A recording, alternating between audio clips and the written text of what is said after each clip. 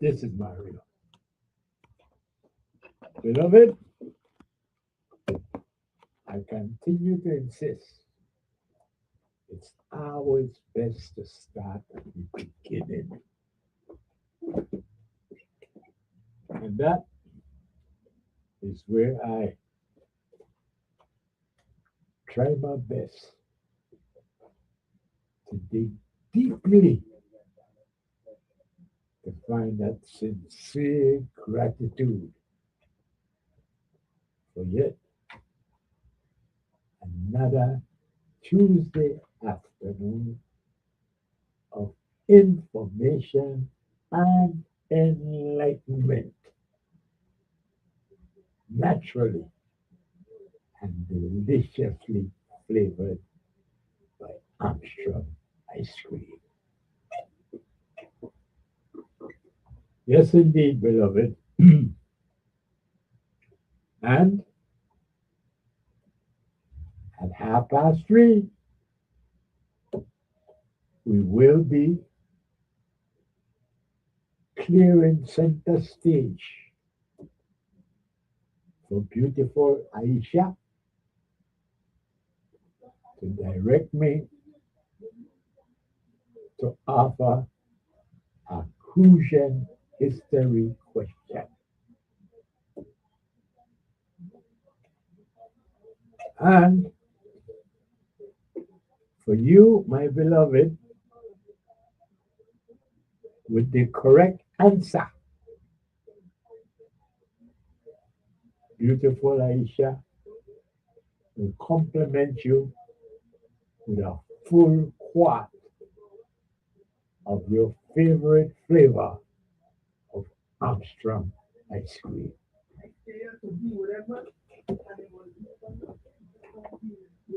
We look forward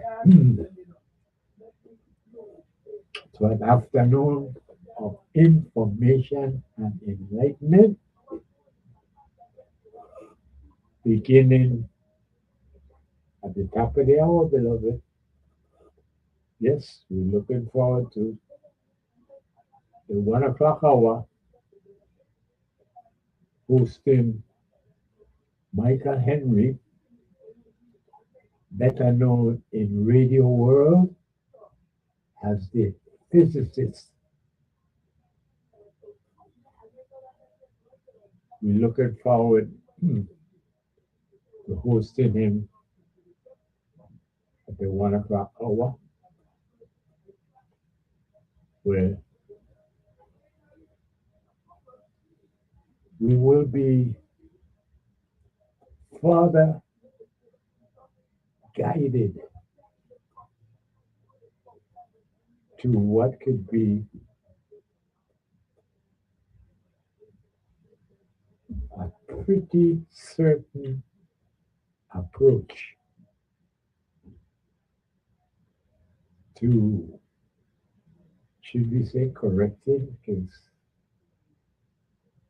that's a big word when we're talking about WAPA and our electricity rate, but nonetheless, that is what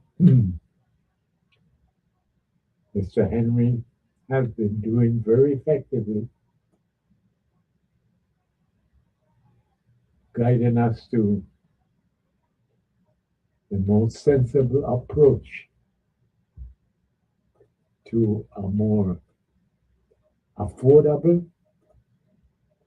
and a more reliable authority for water and power. So we're looking forward to that at the 1 o'clock hour. And then at 2 o'clock, beloved, what for me is a big thing because, as you very well know, I don't get the opportunity to host, let's just say, too many of the Democratic Party candidates for office. Just doesn't happen every day. Whether purposely or accidentally, they somehow manage to campaign without including my beloved audience. And this has been the case for not just years, decades, beloved. The Democratic Party politicians, they just happen to avoid this platform and this program of information and enlightenment. Yes, at the 2 o'clock hour, we are looking forward to something I consider notable. Yes, that we take note of it. And then it's at 2 o'clock, Senator, although she's not an incumbent, but she carries it as an honorific, Senator Donna Fred Gregory as a candidate for the Democratic Party's nominee for governor. I'm going to say it that way because, beloved, yes, there are quite a few Democratic Party candidates, but they all have to go through a primary election to literally reduce all of those candidates to one nominee. Yes, one nominee will come out of the Democratic Party primary for the general election in November, because there are a few independent candidates, as best that I can be there, that would be ready to take on whosoever becomes the Democratic Party's nominee. But so, yes, beloved, it is noteworthy for me because you tell me, when do you recall me having a Democratic Party candidate for governor appear on my program of information and enlightenment? But yeah, it just doesn't happen. So it is notable, and we take note of it, that at the 2 o'clock hour, beloved, we are anticipating hosting Senator Donna Fred Gregory in her candidacy to be the Democratic Party's nominee for governor in November. So yes, beloved, that's what our Tuesday afternoon looking like. 1 o'clock, Michael Henry, and we talk about WAPA. Then at 2 o'clock,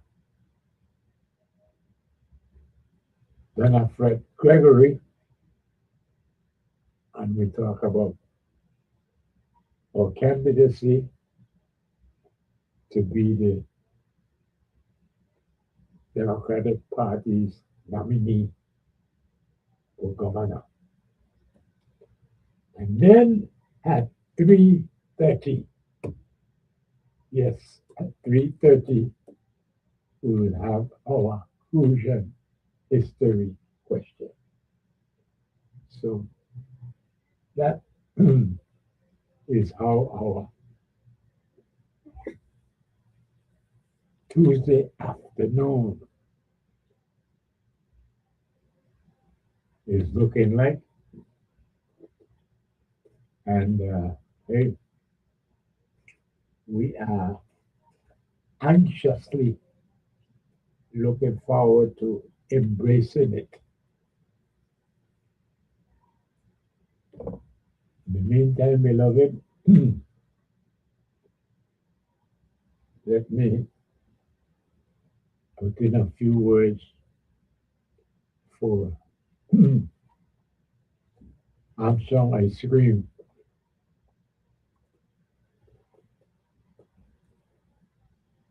And I say that because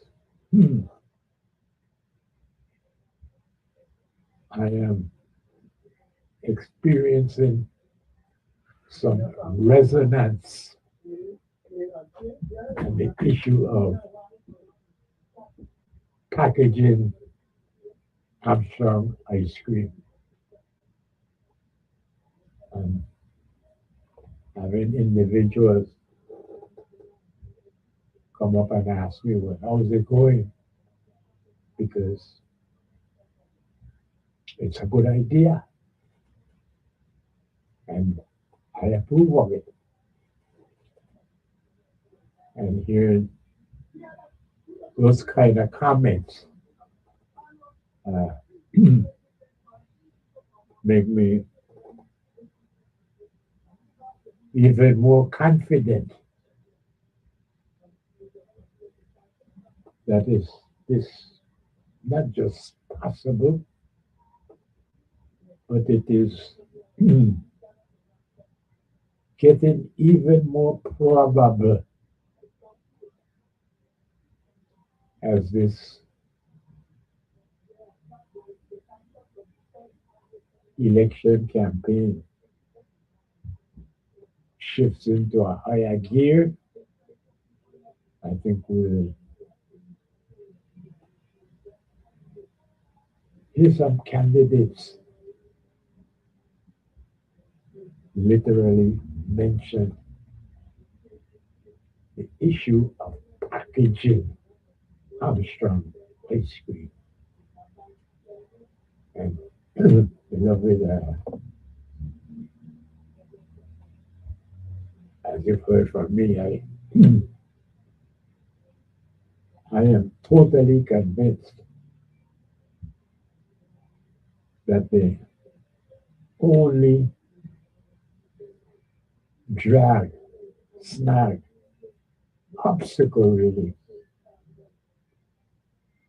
that is holding back Armstrong ice cream, if you view it in terms of competition for the various ice cream brands available here in St. Croix. I think, and more, I think that my thoughts are the general thoughts. And yes, most of us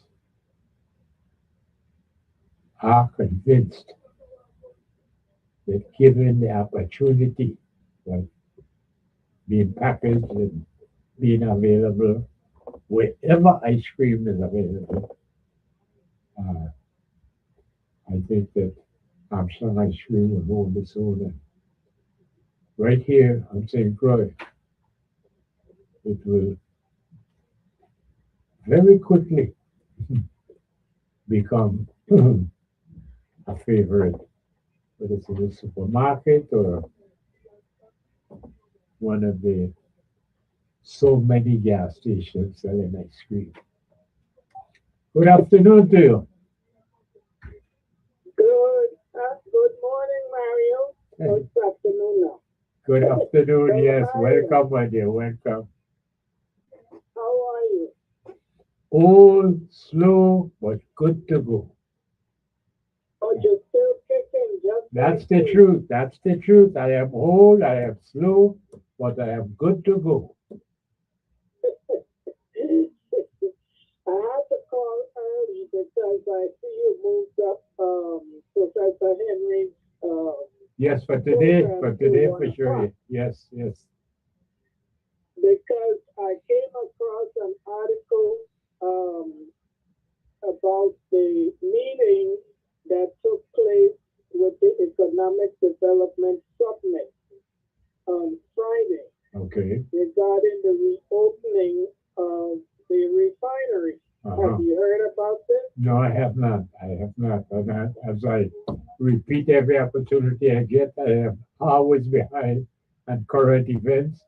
Uh, Usually at least a day, sometimes as much as a week or fortnight, and this out on news. But no, I know I was not aware of it. No. Okay, well, let me give you the Reader's Digest Please, version please. because it refer a lot of what happened there. It is connected with Professor Henry's idea and plan for providing electricity for the Virgin Islands, Uh-huh. right? Yes. Now, Fort Hamilton, the director, his name is David Johnson, has, and backed by your governor, has determined that the refinery will reopen, and that it will provide enough electricity for in conjunction with WAPA. They're not going to replace WAPA, but this is a plan Okay. But to again, and you're of age, but for many, my beloved, despite the news, but again, back in the 60s, we heard such information. I don't know whether it was purposely done to whet our appetite for the project or not. I don't know, but we were told like they would have a hospital that they would operate for a few years and then turn over, that they would have more than enough additional electricity that they could provide for the island of St. Croix. Yes, so this is not new. I have heard this over the years from the 1960s. It never materialized. So I'm just reminding my beloved who might be on the younger side and never have heard of such enticements. But I would just remind us that we have heard of such things before. but what is new about all this is the orange guy up there in the White House.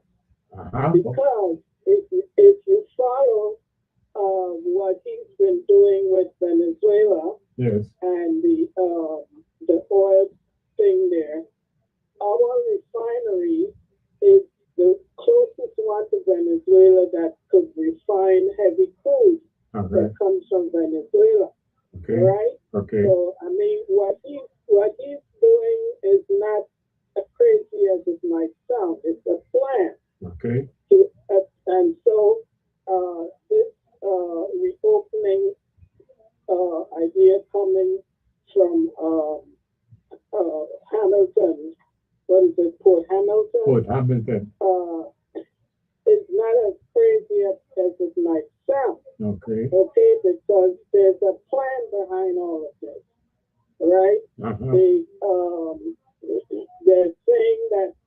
going to open the man camp.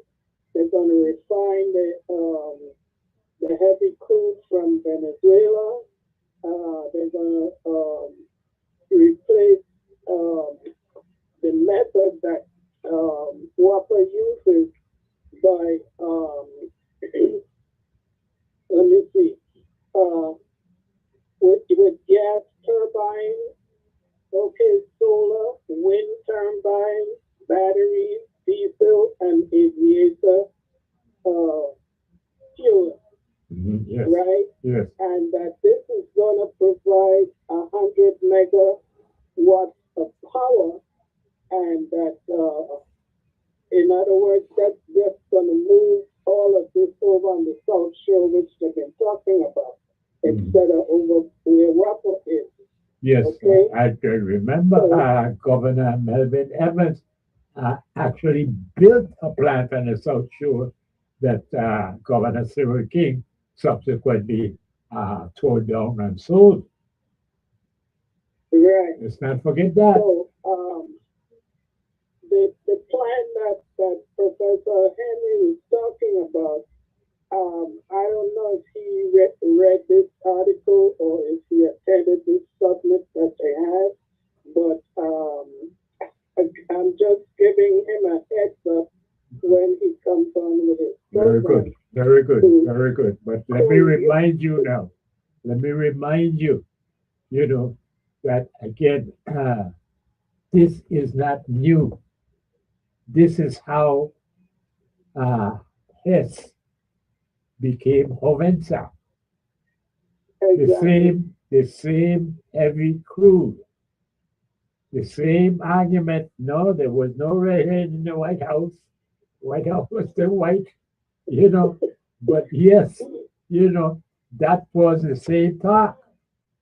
That is how it became Hovensa from Hovik. From Hovik and PDVSA, Hovik and PDVSA became Hovensa. Right. I just think that it would be interesting to see how all this correlates to providing us with better. Well, you can be of substantive help if you just continue to point it out so that it doesn't slip by us. Right. So let us stay fresh in our minds because yes, this was a talk, but like I said, many in my beloved audience might be a little too young to recall it as fresh as we do. But this is how Hovik, Hessoi Virgin Islands, became, Hovensa, because it merged with PDVSA of Venezuela, and they call it Hovensa. And again, because of the heavy crude. All right. So yeah, let's not let it slip by us again. And far for the sweet talk, because that's what it turned out being. Is that once they got the go ahead for it, and yes, okay, we never heard about it again. But you remember. But anyway, again, it is something that I certainly will recall to Professor Henry and allow him to react to it and see, okay, so if he heard it and if he did, what he thinks about it. Yes. Okay, I'll be listening. It's almost time for him to get on, so I'm gonna hang up. All right. Thank you so much. Thank you. All right. And yes, beloved, you heard it, but again, many of you, my beloved audience, I think in the 1960s, you might have been a little young to follow the political conversation that uh, was being well, discussed uh, concerning the reopening because basically, just like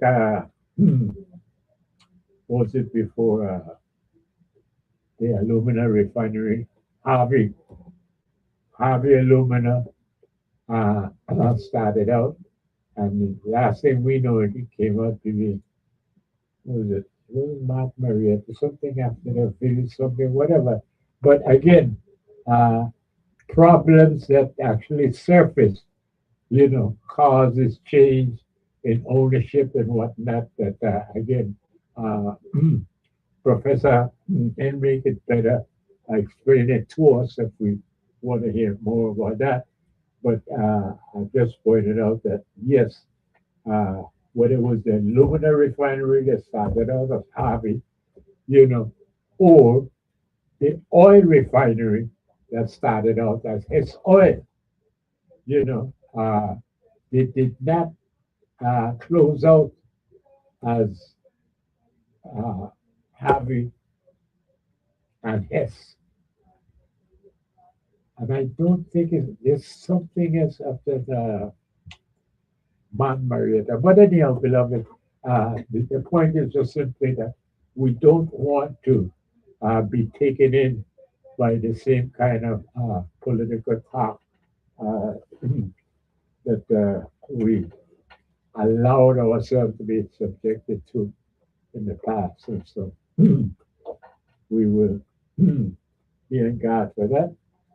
And momentarily, when the boss is back in the studio, we will be shutting down this prologue or this introduction to our afternoon of information and enlightenment uh, when we get there. But, beloved, I'm definitely looking forward to this afternoon, especially when it comes to the uh, candidacy uh, for the Democratic nominee who has to go through the primary election. I mean, you tell me, beloved, do you ever remember a Democratic candidate for governor appearing on Mario's program of information and enlightenment? That's noteworthy. And so I'm taking note of it. But right now, beloved, no, don't turn your page yet. Don't turn your page yet. We are going to open our doors for Professor Michael Hedman, better known in radio world as the physicist. So, beloved, you know what you got to do. Lick your cream. The lunchtime ice cream is just so good for your soul.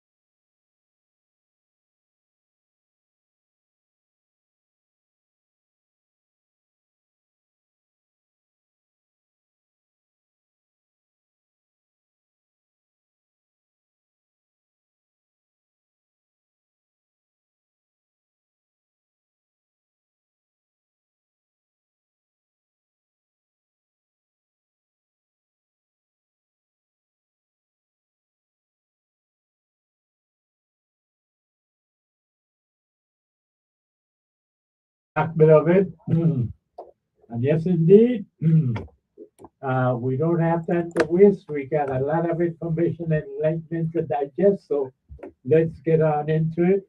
And I say good afternoon and welcome back, Professor Henry. We are, well, anxious to have you back with us. Good afternoon. Good afternoon. You know, and please, well, with it because, well, it's working. And we're understanding that, yes, basically what you pretty much have us to understand is that we can get as much as 15% out of solar power. And this waste energy that you've been describing to us would be another 15%. That would be 30% already as we look into be a more affordable and reliable authority. So if we could just get a good professor to continue with us in the same way to tell us one step at a time, what is it that we need to do to better understand what is before us and how to make use of it. So I am all ears, and I hope, beloved, you are too. Yes. And from your last caller, it appears that we stepped on a little bit of toes last week because the next day, the governor was had an article in the consortium talking about, the refinery is going to reopen, and then later on we had it from the CEO of Port Hamilton. So I think they're a little concerned that my idea might be looking to use land, because the last time we talked, we were saying that the best location would be on the South Shore. But there's so many places on the South Shore. This project doesn't need the refinery land. There's land east of the refinery, and there's land west of the refinery that's not being used. The old Martin Marietta Harvey aluminum that you talked about, which is now Renaissance Power, it's not Renaissance. right.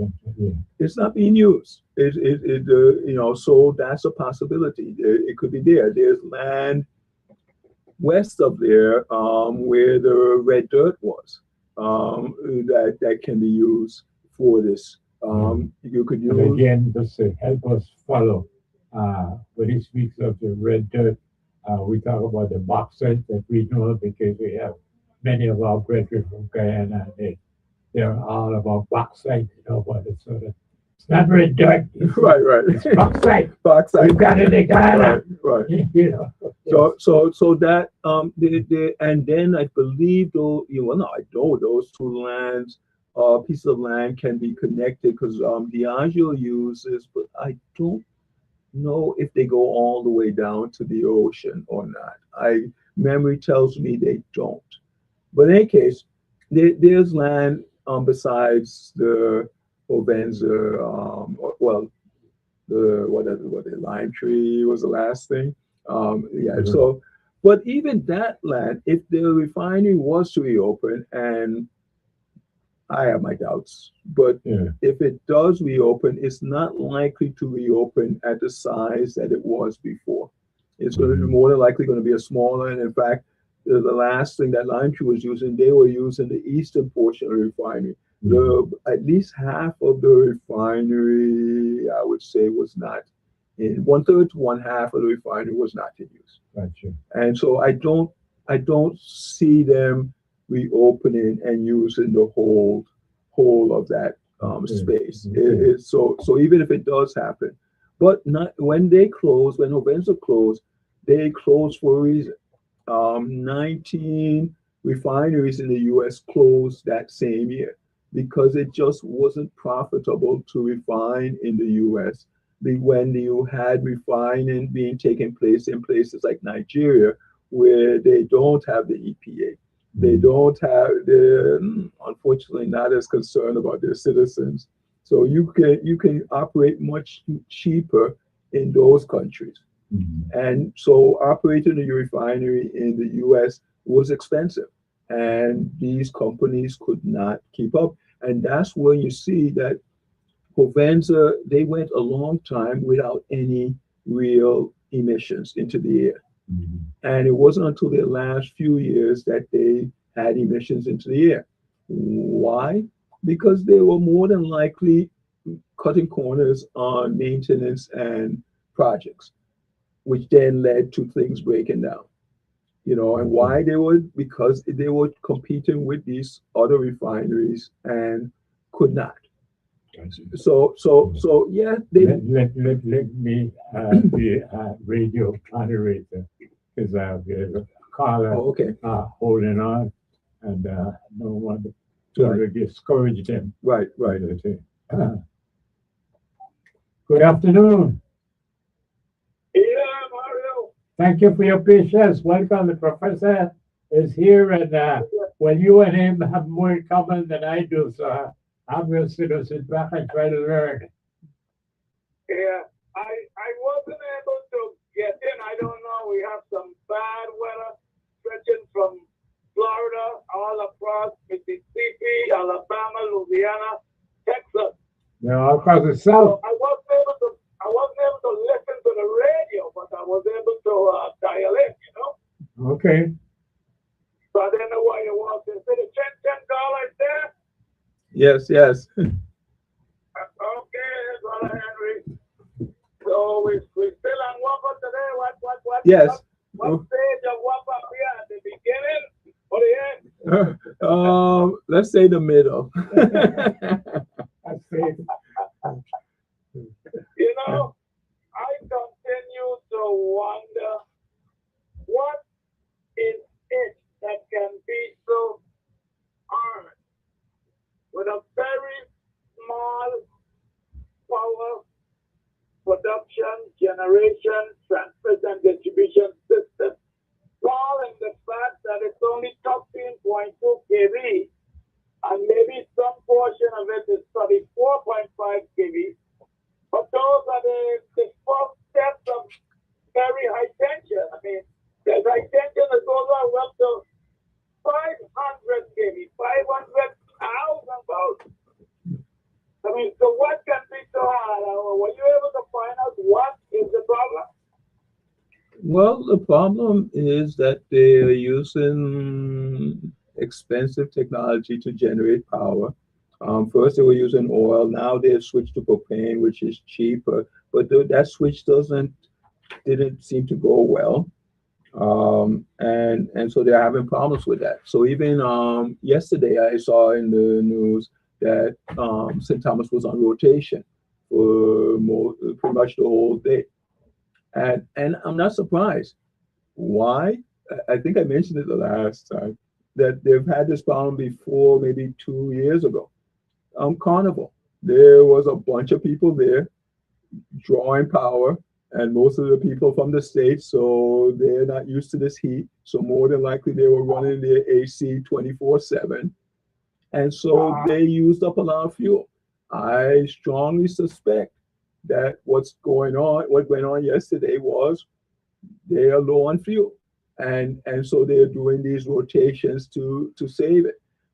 If you go back and look in the news, around August, September, for the past 2 or 3 years, they have been on rotation. So I think Carnival drains them. And then also on Christmas Day, we have a similar but less drainage for the Crucian Festival. Again, a lot of people, even people who are from here, if you I found, like when I went to the States, after 2 years, your body gets used to the new temperature. So when I went away for college and stuff, the first 2 years I came back and it was fine. But after like the third year, I was like, I'm hot. I'm not used to this temperature. So even our Crucians who go away, Antomians that go away and come back, if they've been gone for more than 2 years, they are running their AC 24/7. Well, and you're so correct. I would just correct you slightly. I run this more than 24 hours a day. I am always sweating. I mean, I'm sitting in my car right now. Out here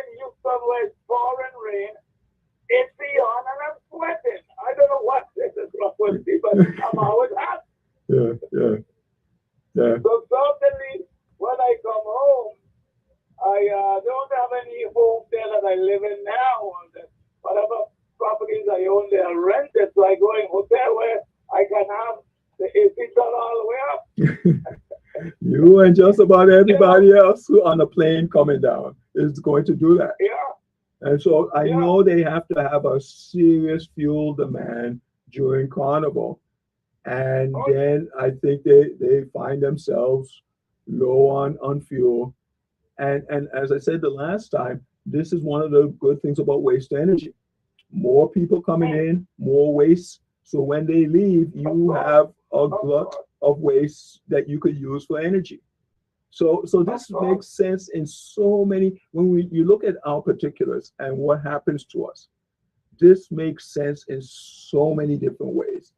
As I said, it's embarrassing that we haven't been doing it as yet, that we haven't, because we've been just throwing the stuff away and causing problems, landfill fires. As I said last week, it's happening in our landfills. Naturally, the organic material is going to break down into the same gases. The heating it up with the waste of energy just speeds it up, but it's going to happen. You put it in a landfill, particularly your organic material, your paper, your food, that wood is going to break down into methane gas, and it gets buried and builds up there. But when they do these waste energy, I'm doing landfills in the States, they have a vent to vent this gas into the air. I don't see any vents on thing. If they have them, they probably are not sufficient. And based on the results, it's not sufficient because every so often, one of our dumps are on fire. They're on fire because this methane gas eventually gets ignited. I said lightning strikes could do it, but even without lightning strikes, if you have cans and metals in there, and the stuff adjusts, one slips by the other and scrapes the other, you have a spark. And let me just say one thing more and add one thing and go, because I cannot understand for the likes of me what it is some of the misleaders playing cute. So talk about solar. How much megawatt is solar going to put on the grid? I don't expect no considerable amount that I know of. Yeah. Why don't they consider waste to energy? That's where we need to go. And as I said before, you could use them to both. If you're hot after solar, instead of having batteries, you use this waste energy. Batteries are expensive and don't last. Let's be generous, every 10 years, you're going to have to buy a completely new set of batteries in our weather, with our conditions. Up north, Washington State and those places which don't get that hot and are very cold in the winter, batteries last longer. But in the South, they don't last that, even sometimes not even half as much as they last in those places. So I don't expect solar, unless they are sitting inside an air-conditioned room, they are not going to last much more than 10 years. And so 10 years, you're going to have to reinvest, and those things are expensive. And they're going to become more expensive because China is one of the places that produces a lot of those. They were given a break on it. And so, but they said at the end of this year, it's going to end. And so battery prices are expected to go up. In fact, it ended a little bit of it. I think it's like half of what they were doing now. So battery prices they expect to increase. And then at the end of the year, the rest of the half is gone. And so it's going to increase again.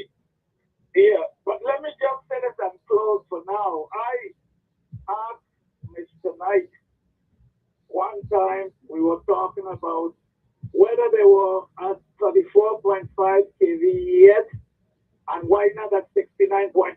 Because when I left there, I left in 76 and was called back in 89 and 2005. And from 76, we were talking about getting up to 69.5 kV. The higher the voltage, the lower the average. So why are they still at 34.5 or 13.2? He couldn't answer it. And I said to him, I know you all can be talking about going to nuclear, but why then do you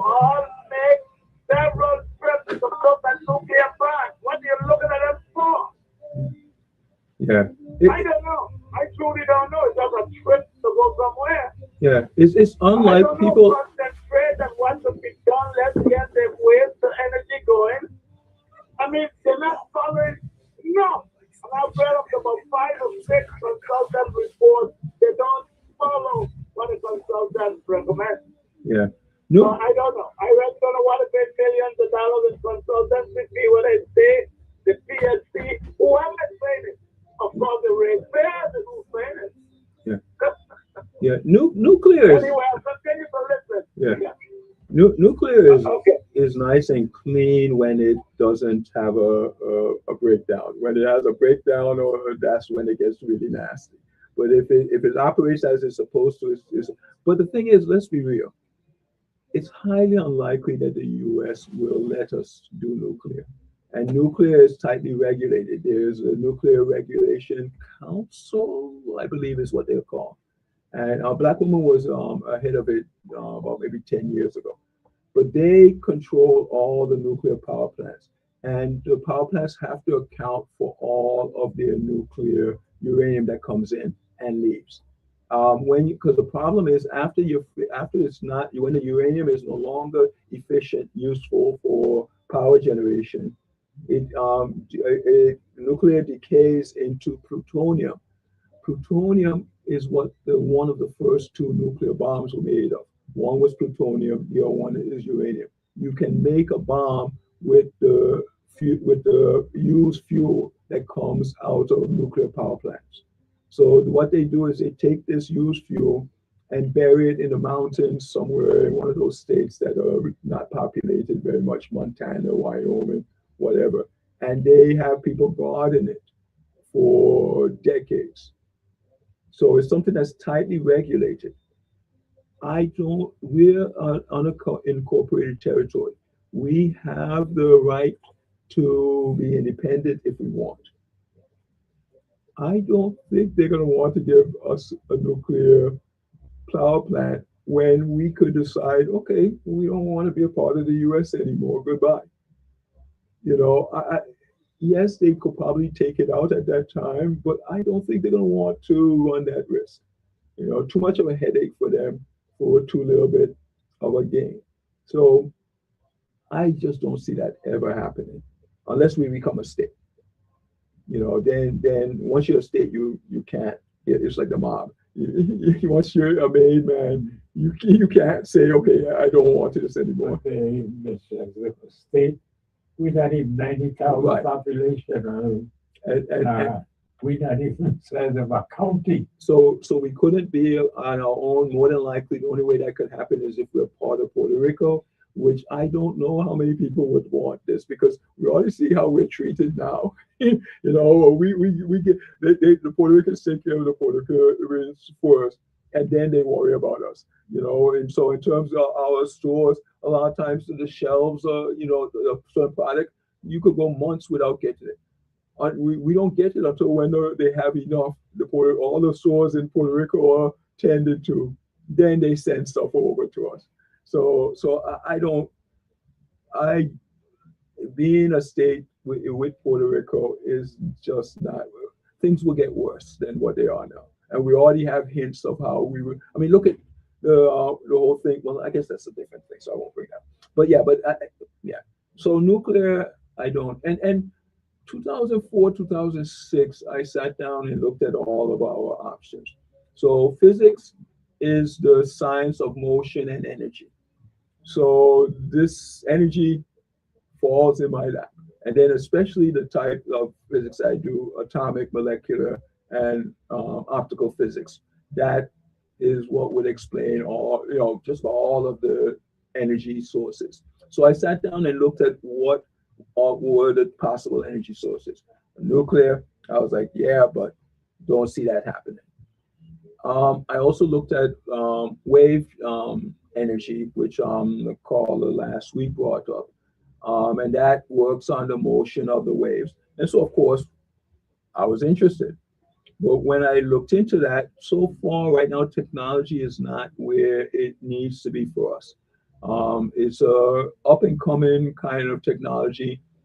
Maybe in 20 years, it might be something that but right now, all of the projects they have, they don't generate a lot of power. So, for example, people are talking about China. China is doing this, but they're doing it for some islands in the archipelagos and some coastal zones, but it's areas with low population. So one of their big ones that will serve about 3,500 homes. In the Virgin Islands, we have 40,000 homes. So that'll be about, pushing it the most, a tenth of our power needs. It's not going to be a big thing. And then the thing that does that, it weighs about 6,000 pounds. It's a huge facility, and it's not that efficient. So you put in a lot of money into it, and you're not going to get that much power back from it. I said it's an up and coming technology. I encourage those kind of things, but is it time for the VI to jump in? I would say no. We leave it to countries like China that have the money to try new things and to develop new things. We don't have that. We are looking for something that's going to give us efficient power. So yes, there are some things that wind, even solar to a certain extent, is not that efficient right now. It's cost effective because the government puts in rebates. The federal government, again, they're trying to encourage companies to do the research to get better batteries, get better panels. And they realize if they don't put in some financial assistance, it's not going to happen. People will take their money and invest in something that's going to give them back a good return. So to encourage companies to do this, they give these grants and I forgot the word, but basically you purchase and they give you tax breaks and that kind of stuff.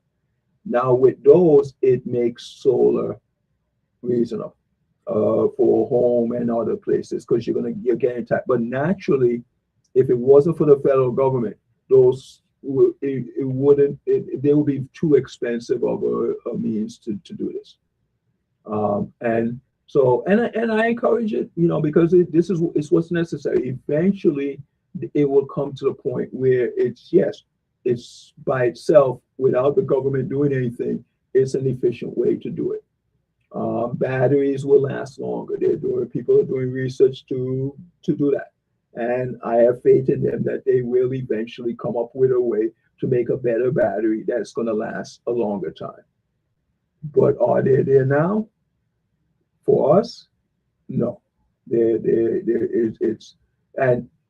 I don't discourage people from doing it. They're on their home and stuff, but I wouldn't encourage WAPA to do it because it's not going to be the financially best way to do it, particularly involving batteries.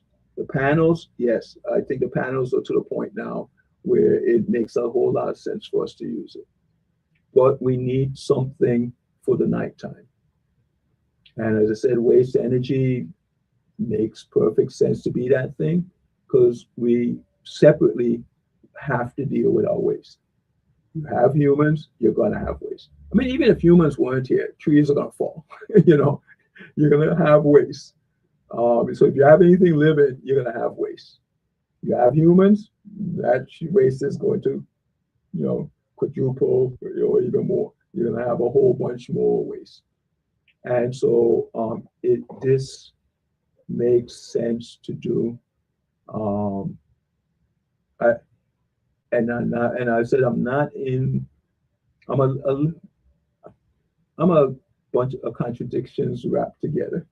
So I am big into technology, but I'm also an environmentalist. I care about the environment, concerned about what we do to the environment.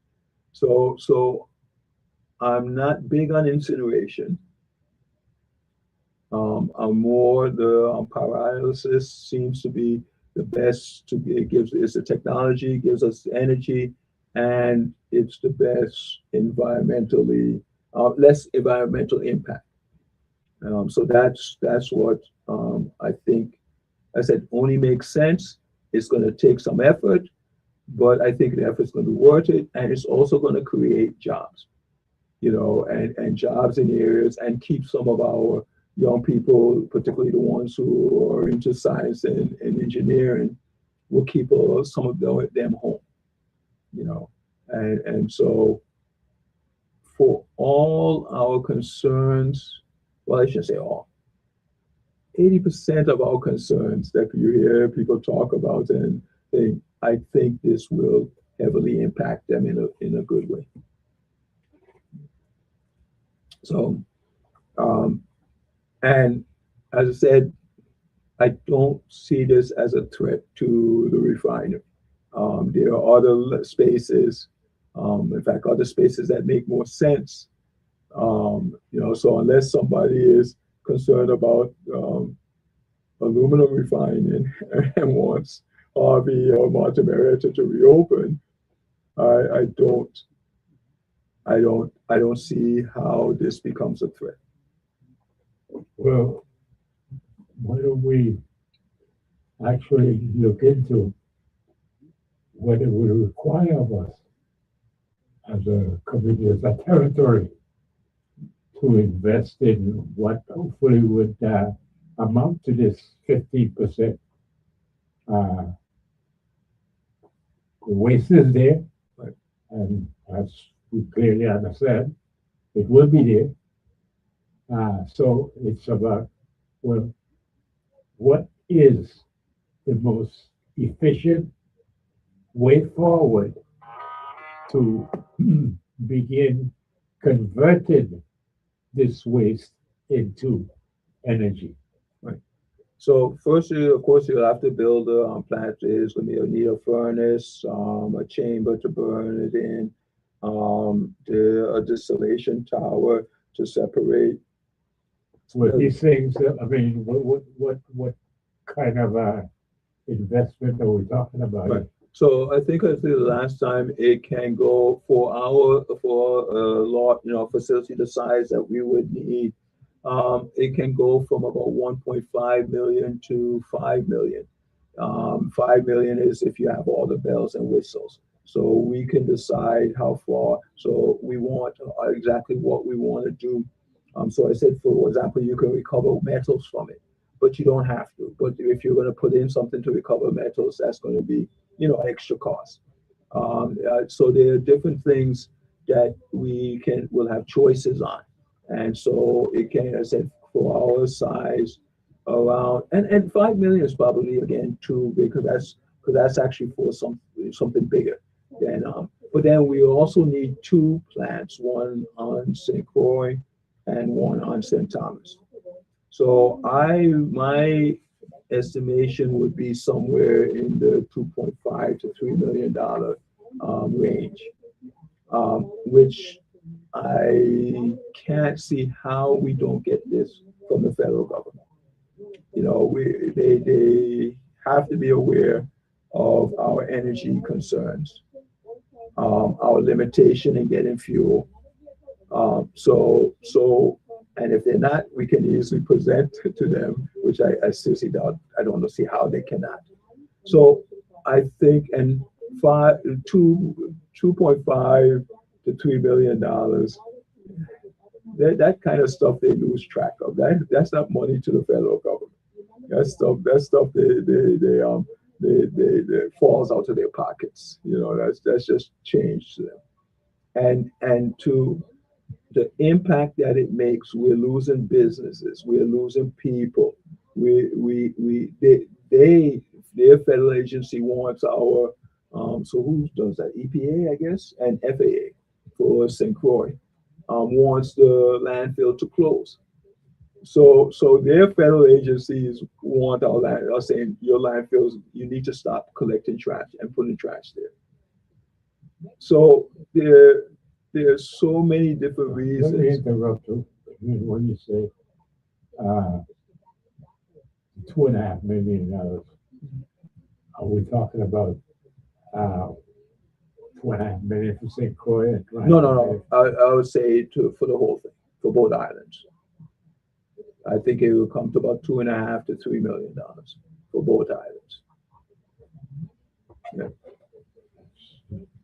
It's not a great sum at all. It really isn't. As I said, I don't see how the federal government could have come up with an excuse not to supply this. I mean, you know, and they seem to be willing, because I think they were talking about giving the VI $600 million to redo the 2 power plants. You know, so if they were willing a few years back to give us $600 million, this is chump change. You know, so I don't, you know, for the cost, I'm not concerned about, because the federal government I don't see how we can't come up with a plan that the federal government will say, okay, we'll pay for this. I mean, you know, and they know that the power plant's a problem, because they were putting up $600 million to change the power plants. So they know it's an issue. They're willing to put money behind it to deal with it.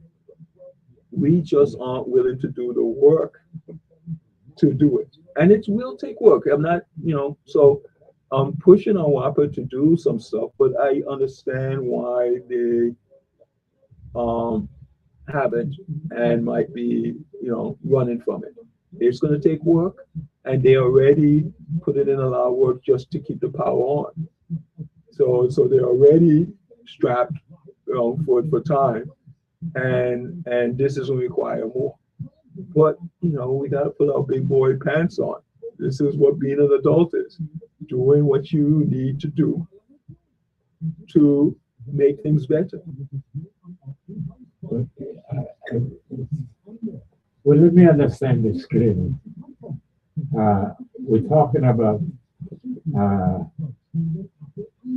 30% of our electrical needs. It's significant. When we talk about the solar and the waste to energy combination. Right. And that's what I'm saying. Well, right now, we pretty much have the solar architecture in place. Yeah, I'm not sure if they're up to the 15% as yet. It would be my guess, but I haven't run the numbers. But if we're close to it. Right, we're moving to it, right. All right. So that what we're talking about now is what would it take to get this $2.5 million investment to bear fruit, so that, yes, we can look forward to 15% of our energy production coming from waste. I mean, the big thing is a plan, and we see what happens when we don't plan. So, like with the propane, which was a good move. As I said, natural gas is where I wanted us to go. Propane is in between, but they didn't plan. They gave the company said what did they say? Plan? I forgot design. I forgot the name they used. But basically, they told the cloud company, "You plan it out, design it, and let us know how much it's going to cost as you go."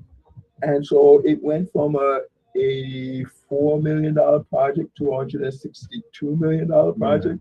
That was crazy. Well, of course, I mean, overnight. What would you do if you're in a company and they tell you you come up with a plan and and you can adjust the plan as you go, and we'll pay for it. Yeah. Well, of course, it's going to right. What company would not, unless you're like really religious and think God is going to get you for doing this? Companies are there to make money. Yeah, of course.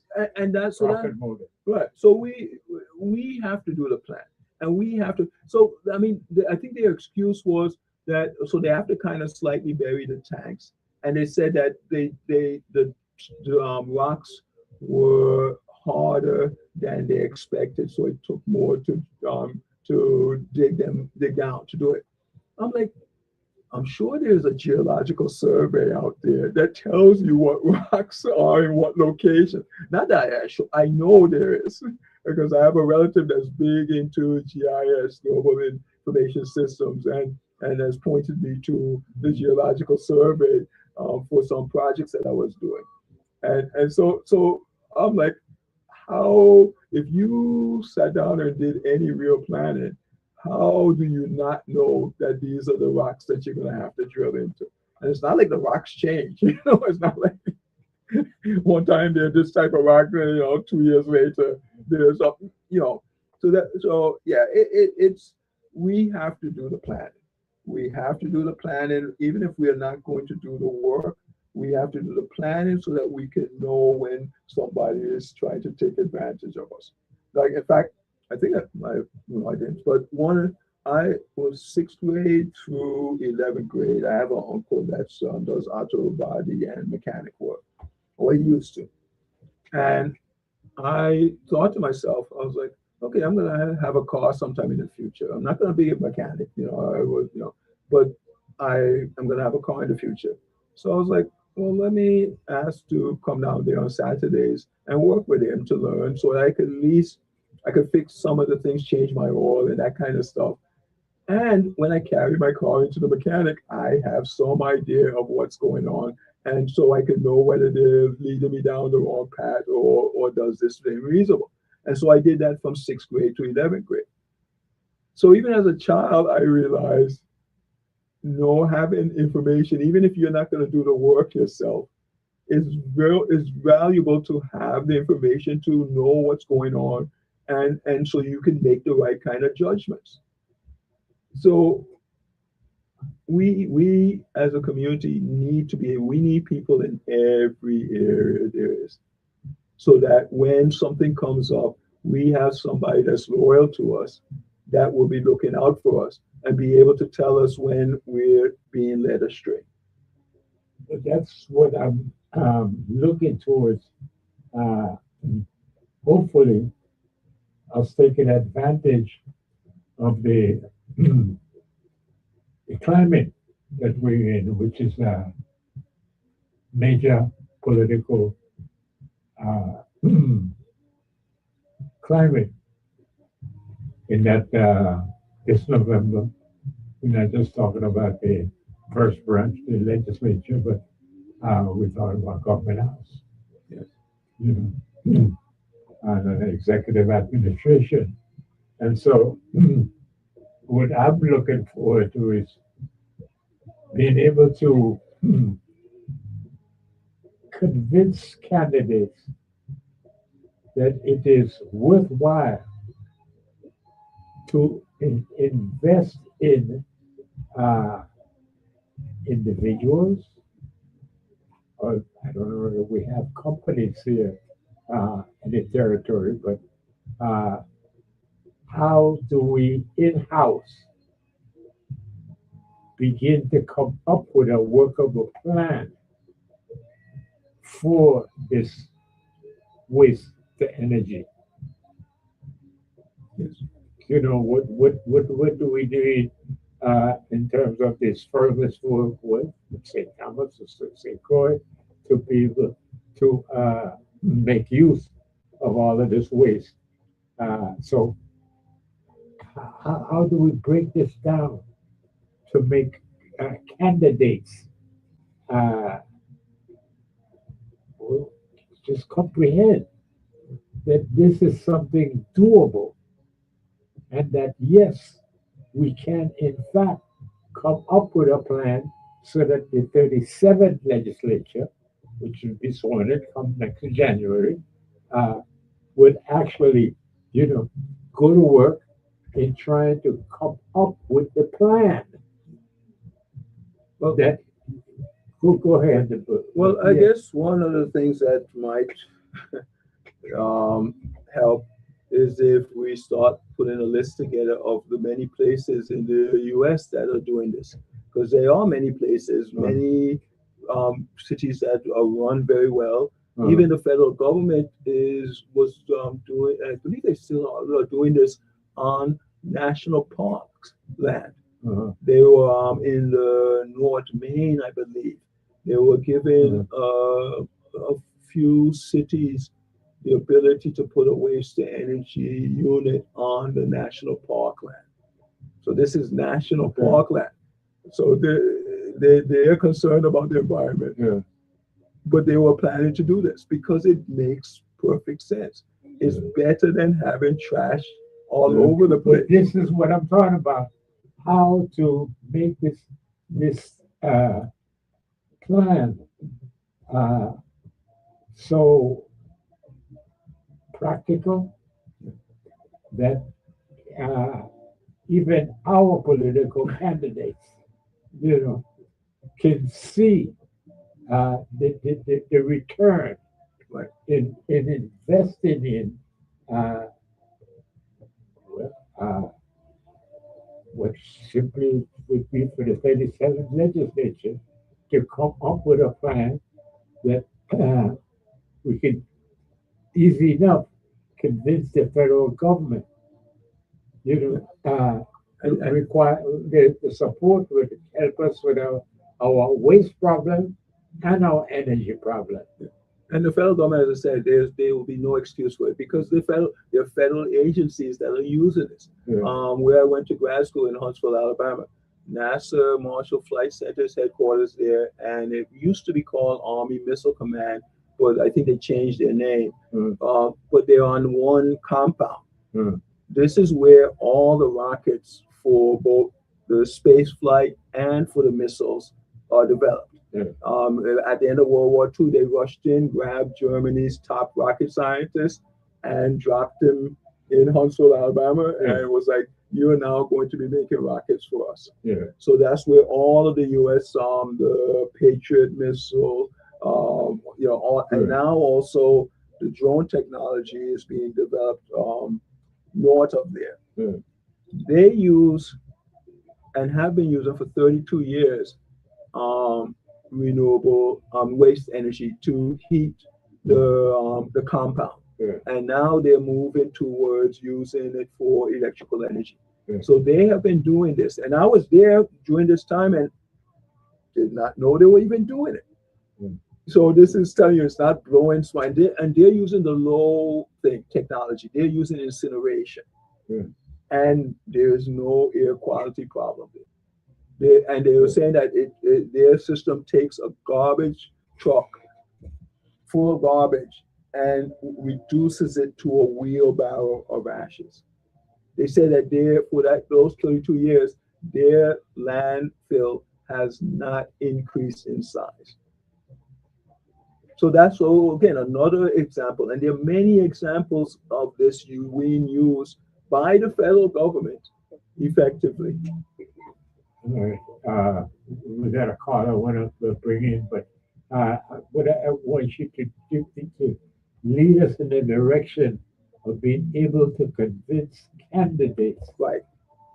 Now, in this campaign, between now and November, that this is doable. Right. Let's go to the callers. Good afternoon. Yeah, Mario, I'm only telling you this for sure, but there's nothing you can do about it, of course.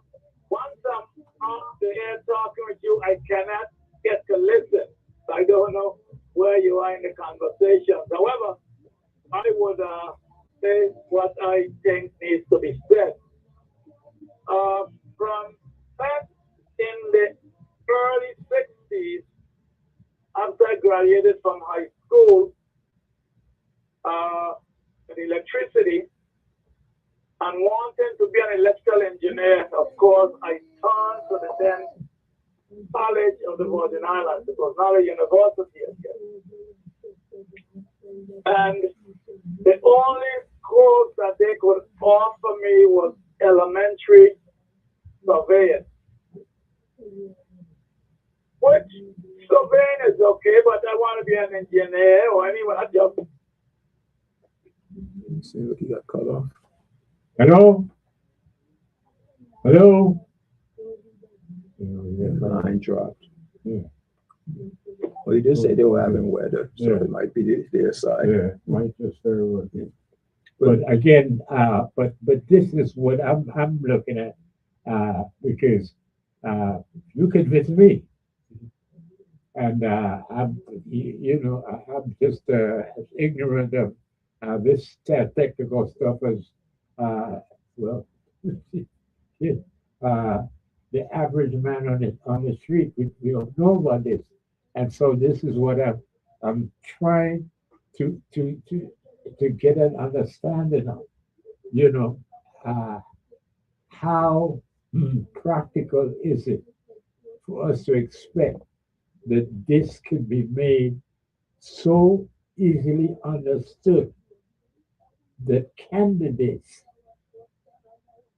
could, embrace it, could want to be a part of this because they see something that is doable, and really, maybe this should call it. Good afternoon. Yeah, I got dropped, but no, thank you. I got Yeah. Go ahead, because time is against us. Stop. Yeah, okay, good. So, anyway, the point I'm trying to make is, to me, if you have a community and it's a growing community, then you have to look at all the skills, trades, and crafts that is needed to build that community. And don't talk foolishness, like the governor said, but he will bring in 8,000 Venezuelans. Why? Train your people. That's all I'm saying. I'll try to get back in. Thank you. Thank you. All right. Well, we already seen what happens when you bring in a bunch of people, a significant portion of the percentage of the population. You're going to have unrest, civil unrest. You're going to have problems. And this has happened back, I guess, with Hess. I think you have talked about this, that the population almost doubled. Yeah. It's not. And that's what they're talking about here in terms of what is it, that man camp? Yeah. This is area of maybe some 20 acres of basically it's like in the south, a trailer park, right? Double wides.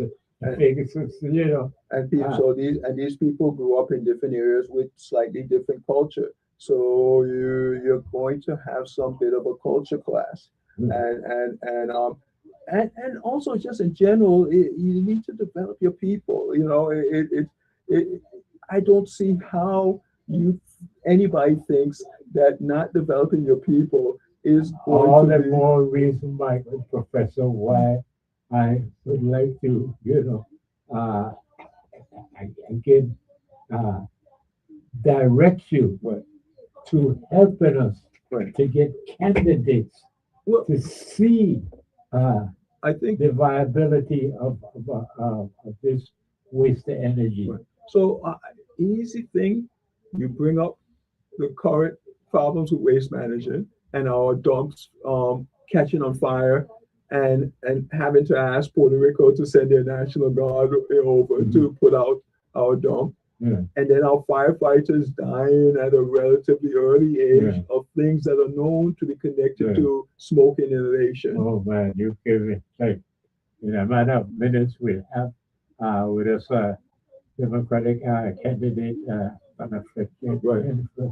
I would like to have someone with your expertise to ask a question like he just put forward it. It doesn't even really take expertise. It just takes paying attention to what is happening to us. Again, I said, if you look in the news and stuff, our fire director in St. Thomas dies at age 55. On St. Croix, just one of our former senators, and also I believe he was fire director, dies at 66 of a brain tumor. And the guy in St. Thomas dies of a heart attack. You Google heart attack, smoke inhalation. You Google brain tumor, smoke inhalation, and you find that these are two, in both cases, these are contributors to those things. These things can trigger these things.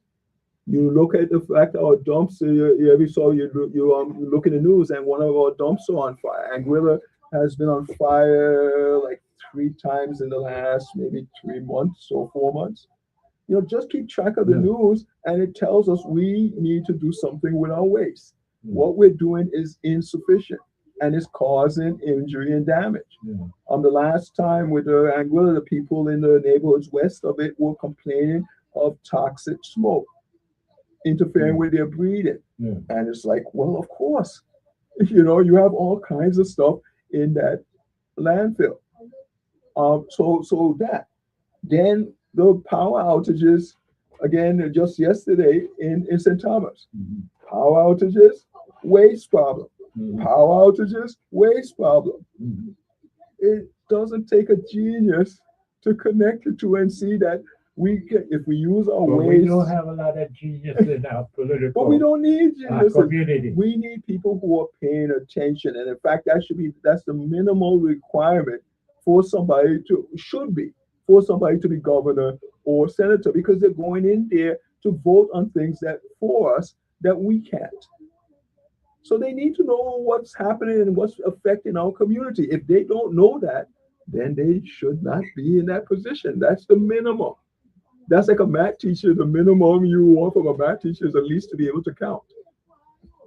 So it's the same thing. They need to be paying attention to what is happening, what is affecting their people.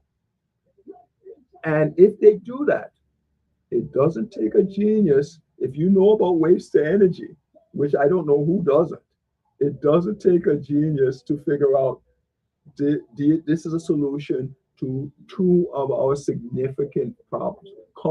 Businesses are shutting down. I think you give too much credit to political candidates. See, this is why they don't visit you. You're a bit hard on them. Hey, like for instance, most of our candidates, pose themselves as servants. I didn't catch that. They pose themselves, their candidacy, as being servants. Servants, okay. They're committed to serve. Right. And I said, this is a problem in itself. We need leaders. People could lead us with a vision to move from where we are to something that is sustainable. Well, the first step in serving is that you have to listen to the people as to what the problems are and also what are the possible solutions. Because if it was, Professor, the average person in New England, for instance, yes, but here, where the overwhelming majority of the population are descendants of enslaved Africans. Yeah, I see what you're saying. They have no concept of this. Right. They don't expect that their complaints are going to be dealt with. It is like, how is it that David Hamilton Jackson came up with a labor union?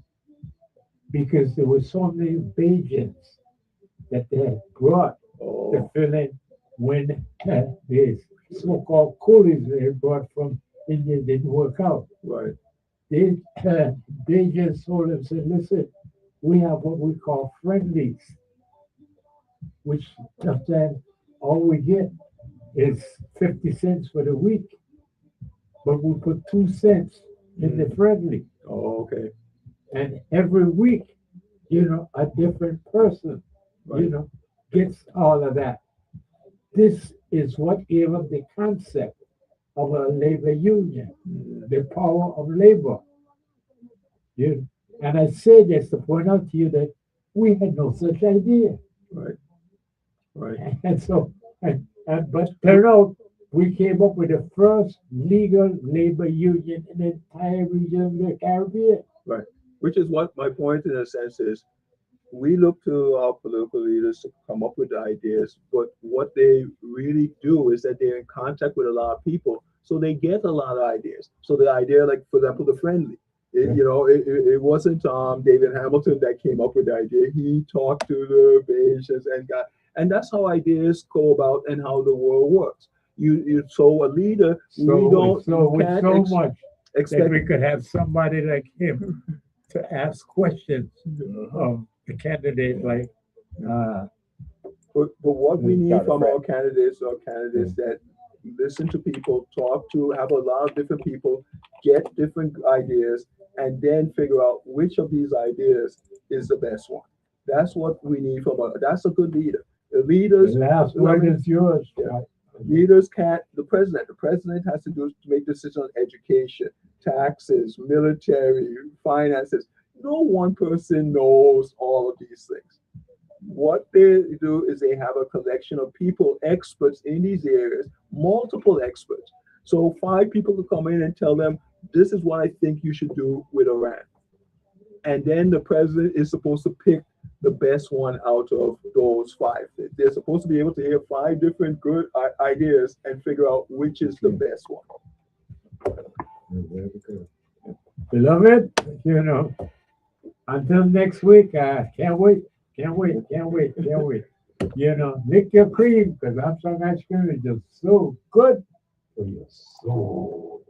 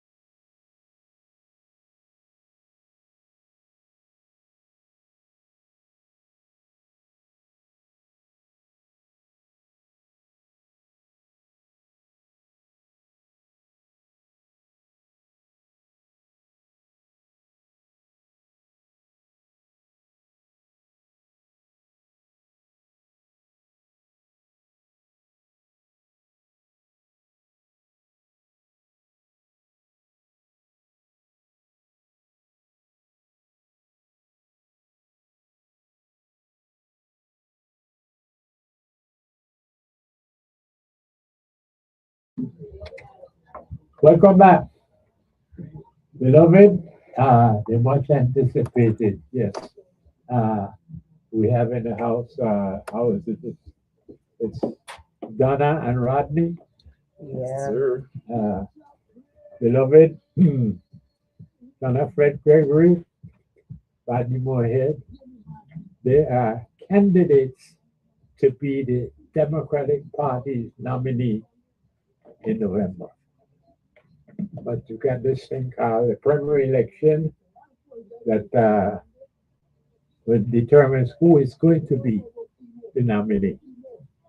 And beloved, I would like to say how I am so honored because, as you know, beloved, we don't often get the benefit of this caliber of guests in the house. This is like, hey, what can I tell you? Like, I don't know, walking in the footsteps of Queen Grefu, Queen Grefu from St. St. John, John. you know. There's a Keziah from Queen Keziah St. Thomas, and there's the Queen Mary St. Croix. Because I don't think I would need our 5 fingers of my hand to determine how many of our females have had that Grefu, Keziah, Queen Mary kind of spine. You know, if we weren't on the radio, it'd be a little more crude about it, but we just give it the spine to step forward and do it. I don't think if we had as many as 5 females to step forward and say, I would like to lead you in government house, I don't think so. And so this is why I'm curious. It is quite an honor. And look at this, the very first appearance that I'm having for the 26th candidacy. Wow. And here we are with Donna and Rodney. It's huge for me. Beloved Donna Fred Gregory and Rodney Moorhead. And again, I'm sure you've seen them on Facebook and whatnot. I said, welcome, welcome, welcome. I am honored. And please talk to us and tell us why we should consider you to lead this territory out of our desperate situation. All right. So good afternoon. And you said that you're honored Yes, I am. to have us here, but I'll tell you that I'm certain that I know that I am ecstatic and pleased to be here with you this afternoon because you are Virgin Islands wisdom. Wisdom. You have perspective. You have given us lots of hope over time. And I believe that if we listened more to Virgin Islands stalwarts, icons like yourself, we would have been much further ahead. So I'm definitely pleased and honored to be here with you this afternoon. When I was coming up the stairs, I was like, Rodney, we have to be on our best response today because we are in front of, an intellect, somebody that could separate the you know what from the you know what. So I'm pleased to be here. Of course, my name is Donna Fred Gregory, and I have decided to put myself up to serve as your next governor, the 10th elected governor of the U.S. Virgin Islands. And yes, there are many women that have approached this very campaign trail to serve as a female governor. But for me, it's not about being a female.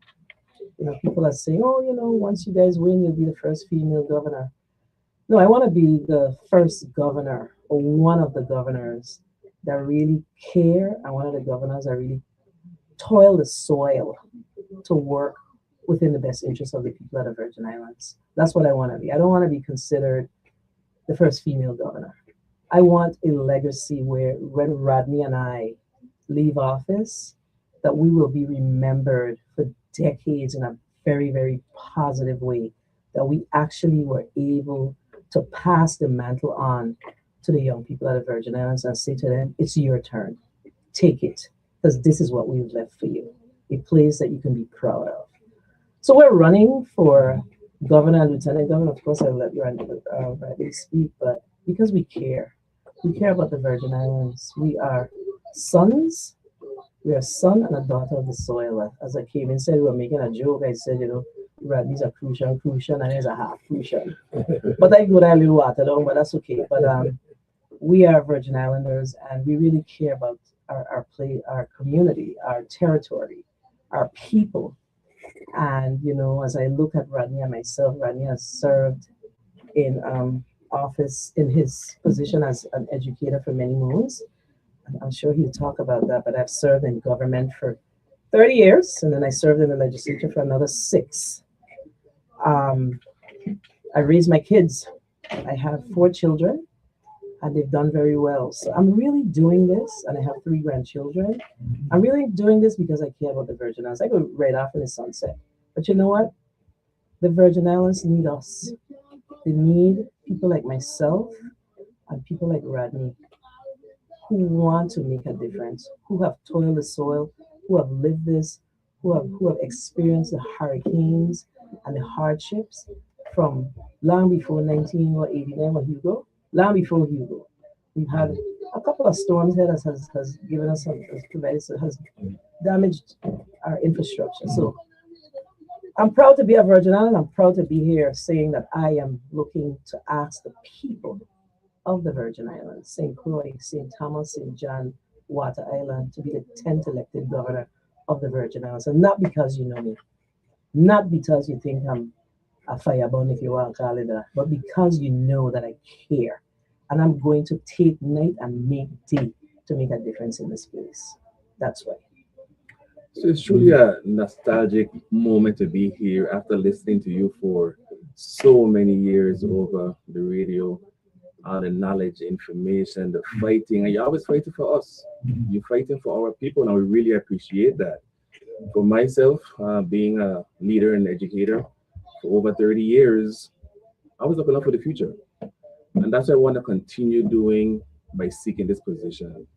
I'm very concerned. My youngest student I taught is in the 40s right now, and I still have concerns. I want to still continue to serve them. I just want to move on to something even bigger. I want to look at homes. I want to look at healthcare. I want to make sure that they are doing great in our society, and that's why I want to expand. Born here, raised here, I have 3 boys. I'm vested here, and I want to look out for society and make sure I could serve my community even more if I'm in this position. Feel it. Attractive. Yes. But then again, I am, as I said earlier, I'm old, slow, but I'm good to go. And as they would say in the American media, it's not my first rodeo. Been here, done that.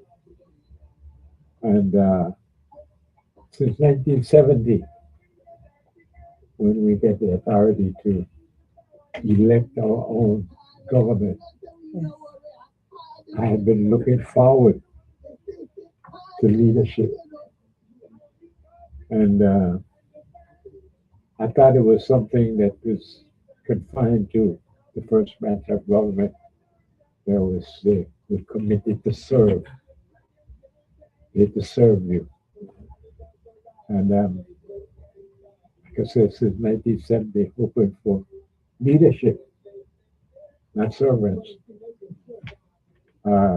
We are the descendants of enslaved Africans.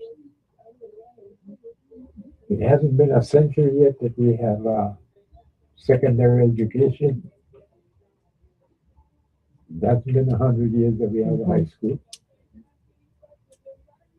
So that we have been bereft of formal education. And when we get an opportunity to have leadership, then tell us they just simply want to serve us. We said, we hope that you would lead us to a better place. Lead us to have an identity, to have some sense of self. But as we are hearing this afternoon that our great grandchildren could speak of us and say, we're like, yes, because my great grandmother said, and she was in government house, and she, so and so. Well, I'm looking forward to leadership and service. Leadership. And I say that to ask of you, Will, when it comes to healthcare, when it comes to education, when it comes to our basic needs, that forbid me, but the Water and Power Authority is not an authority that one can easily fall in love with. Very difficult. And so that we're looking to hear of how we can find ourselves in a better situation by attaching ourselves to this train that is preparing to leave the station here. And I would like for my beloved audience to hear more of what would you promise us? What could we look forward to? What would make us full of people, a people with identity, people who could stand up to anyone, anywhere, and not have to feel subjected to, well, the fact that we're just second-class citizens. Please make us feel like we belong. Make us feel Absolutely. like we are here to contribute and not simply to serve. Absolutely. Talk Absolutely. to us. So, of course, Rodney and I have an extensive background in government. I have done nonprofit work here in the territory. I actually run my own nonprofit, and I've actually done some work in the private sector as well. Of course, Rodney he can share with you what some of what he's done, where he's where his service has been most prevalent. But I'll share with you that I would like to talk to you about first my background, and then we could get into, if that's okay.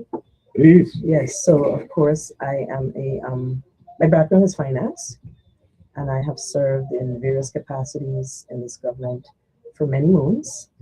I've worked in the Department of Justice, Bureau of Corrections for 15 years. I served as a director of operations, responsible for the fiscal matters of the Bureau and the Department of Justice from in the early 90s to the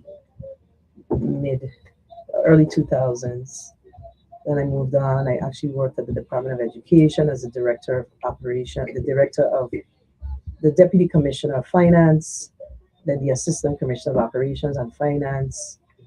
And I actually was called back to education because in 2006-ish. And it was a change in government, but I still took the chance because I wasn't really playing politics with it. It was all about what I could do to make a difference. And I took the chance.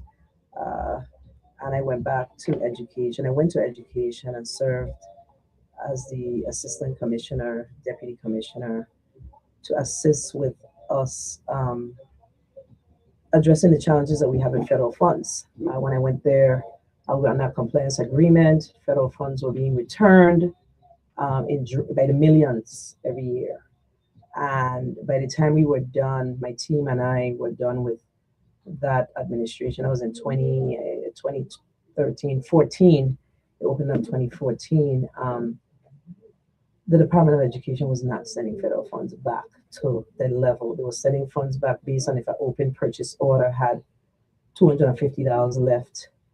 The year was closed, so that would go back, but not for the lack of spending those funds.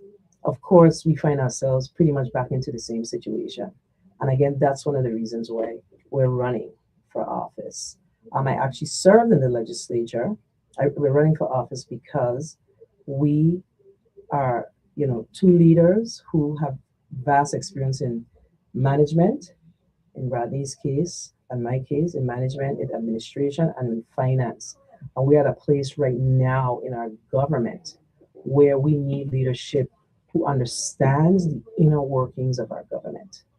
I don't know that there's any other team on the ground that has decided to run for a governor and lieutenant governor that has the experience like Mr. Rodney and myself. And you notice we call ourselves Rodney and Donna. We're not Fred Gregory and Moorhead, because we want to touch the people. We want to know the people. We want the people to know that there is familiarity and it's okay to approach us, because I'm Donna and he's Rodney, and we are your people. So, when we look at the financial management of our government right now, we know that in 2017 we experienced challenges, and we were on the brink of collapse, but for the storms of 2018. And when we look at the storms of 2018, it's a blessing and a curse, but more so a blessing because we were able to generate over $22+ billion. And it's time for us to ensure that we are able to make that $22 billion good for our people. That at the end of the day, our people would know that we've received those funds and we made good for it for our people. We are innovative in the way how we do our rebuilding and how we look at our economic development, etc. So, I could go on, but I will tell you, when we look at the Rodney Donna administration, there are a number of things that we want to focus on. We want to focus on healthcare. And I don't want to sound cliche because you've heard this over and over, but you have to come with a plan. And we want to focus on healthcare. We want to focus on economic development. We want to focus on infrastructure. And under the infrastructure, there are things we talk about like lights on roads. These are simple, low-hanging fruits that we have not truly addressed for our people. So the question is, how are we going to do it? And we do it because how we're going to do it. We're going to do it by being intentional about focusing on economic development in this territory. And when I look at the Island District of St. Thomas, St. Thomas has an opportunity for propping up small businesses in the territory, supporting small businesses in the St. Thomas, St. John district. But when I look at the Island District of St. Croix, I see it as a sleeping giant. And I know that many of my Crucian sisters, brothers, family over the years have felt disenfranchised because once governors are elected from the St. Thomas, St. John district, they don't really turn the eye the right way. But I'm here to tell you that when I asked Rodney Moorhead to work with me and run for lieutenant governor, his primary concern was, what are we going to do for St. Croix? And I was like, well, that's not a hard question for me because this is something I've always wanted to wrap my arms around. When I look at St. Croix and I look at the sleeping giant, when I look at the fact that we have the manufacturing, what do you call it down there? What do you call that? The Roebuck,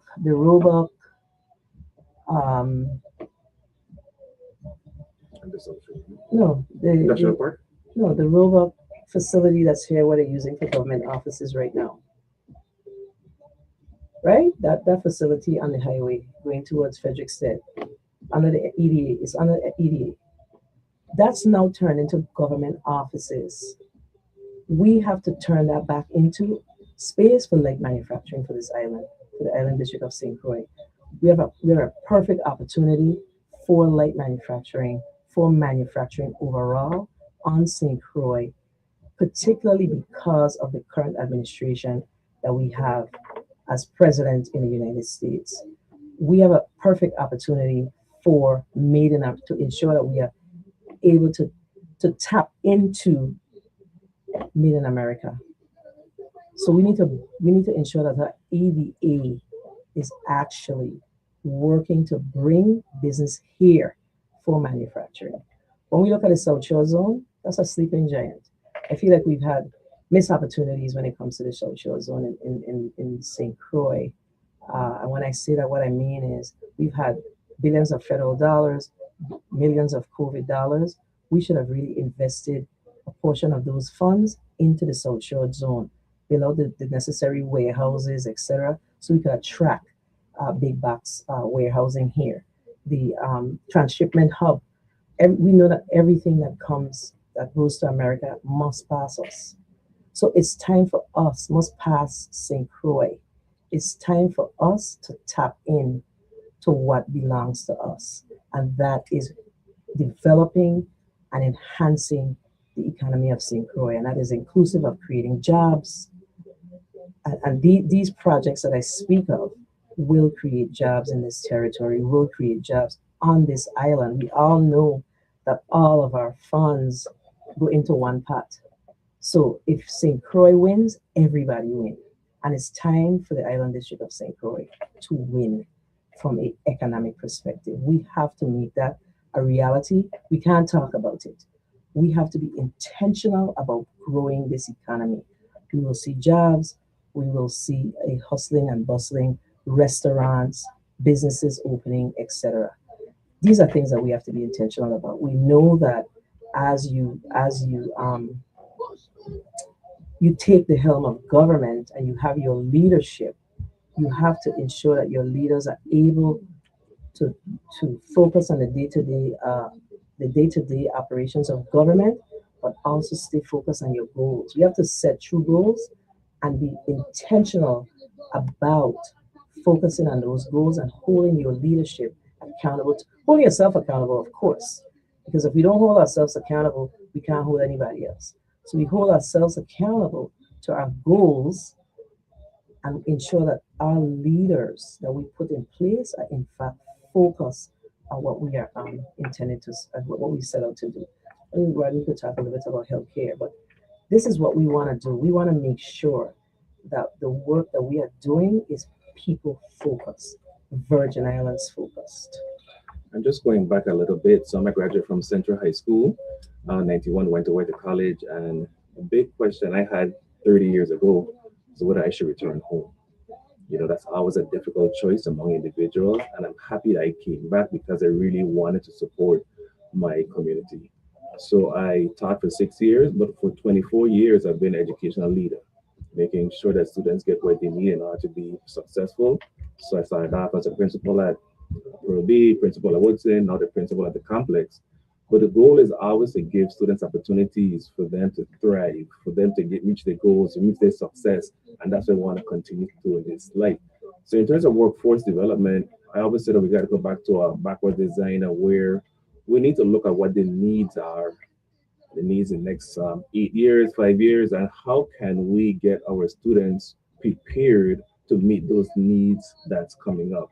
So there's a lot of possible opportunity coming in terms of building and all this money that's coming. So the question that I want to ask, so we got to get prepared for, are our students, children ready for those opportunities? Are we taking those steps right now? I think there's certain simple things that we can do, just making sure that we can start classes. If we don't have certain jobs that our students, our children can do at this point, I think that we need to go ahead and start to prepare. We need to look at how many welders, how many plumbers, anything that we need, and how can we start the preparation right now. And I think we need to double back going into high school, how can we prepare our students to be ready. There's certain things that we can do. We're working with different groups, organizations, making sure that our young men, they're OSHA certified, making sure there's certain things to do. So when those opportunities do arrive, they can go ahead and take advantage of it. We are all competing for human resources. And I think that we got to go from within to go ahead and solve all of the vacancies that we may have. For example, we started a program here at Education Complex We know that it's always short of police officers. We created a program where we work collaboratively with the VIPD, and we created the community service officer program of where in their senior year, students can take courses after school, they could get prepared, they could graduate, and then they could get employed by the VIPD with a starting salary at $42,000 straight out of high school. So we know that there's a need in different areas, and I think that we, coming from the schools, have to fill those needs. At one point, we had a certified nursing assistant program that used to be on the vocational side. We no longer have that program. I think that we should get that program back in place. We will get that program back in place because we need to fill all those needs. And like I said, everybody's fighting, but we have to prepare our own to take all the jobs that's coming up so to be available. And we don't necessarily want job, we want careers. Careers for our individuals in the Virgin Islands so they can be successful. And I think we want to work on that, preparing our own, and that's what we're going to do.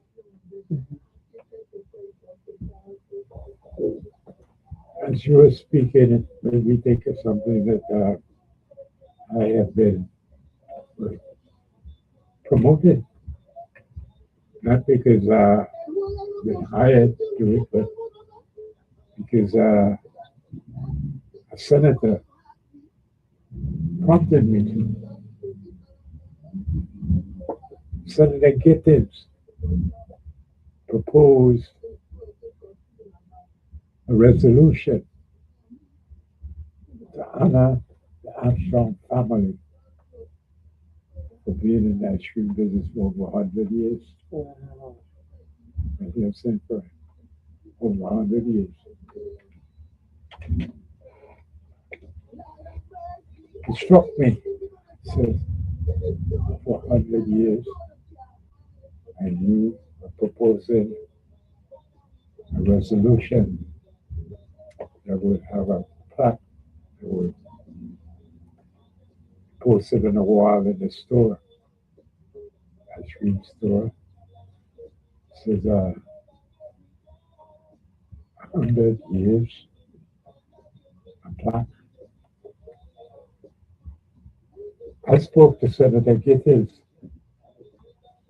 and he was very agreeable when I mentioned that, the Armstrong ice cream were packaged.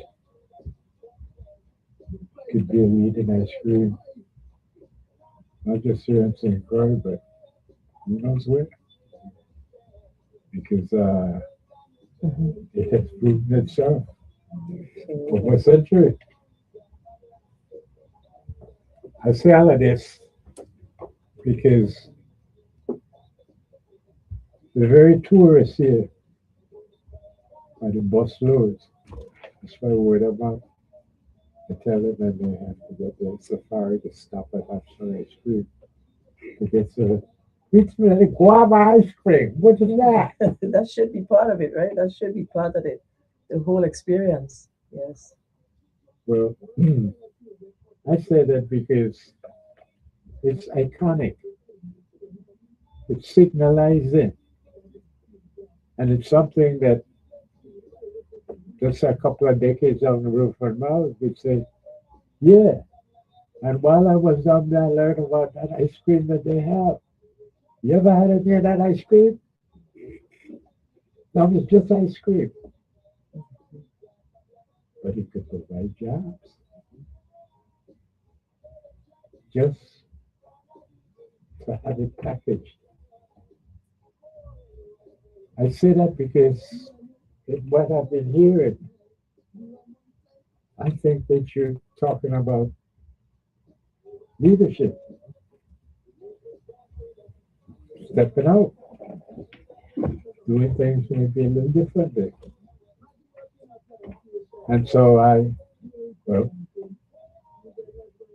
find myself having to ask, what would you think if Armstrong ice cream were packaged? Because I can't speak for St. Thomas, I can speak for St. John's, I can for St. Croix. But we have a lot of Lincoln gas stations And every one of them, I know because I checked, they have at least a small freezer. They all sell ice cream. Every gas station on St. Croix sells ice cream. Not to mention at the supermarkets and all that. But again, I don't know that if Armstrong ice cream was packaged, that there would be any doubt that there's a number one ice cream in the Virgin Islands that people talk about when they leave. They can't get enough of it.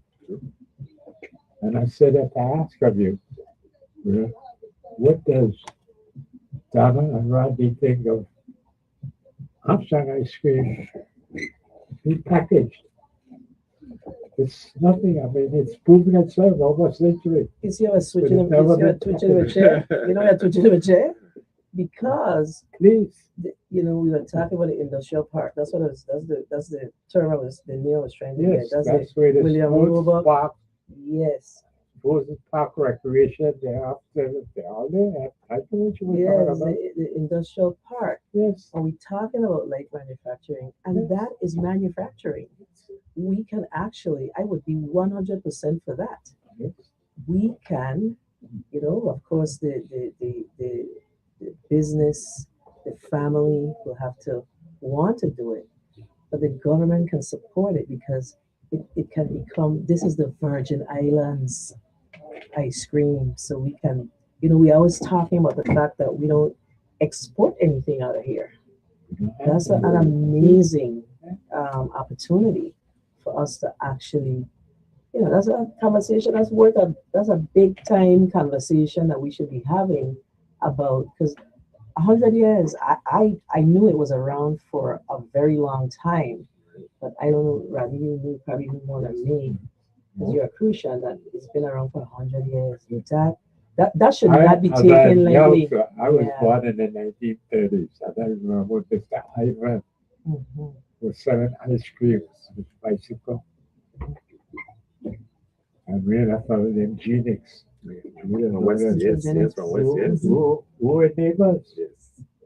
And when we hear that ding-a-ling, Ice cream. the rally bicycle. Mhm. And up there when he passed away a few years ago, we talk about, he said, you know, even when I dream, I know the sound of that bicycle. I said, look at that. Look But at even that. to what you said, you know, if we could increase the number of opportunities for students, the jobs, the expansion, it creates so many different levels, and that's what we need. We need to have that opportunity for students, children, to get in that job market and expand what is on. That would be a great idea.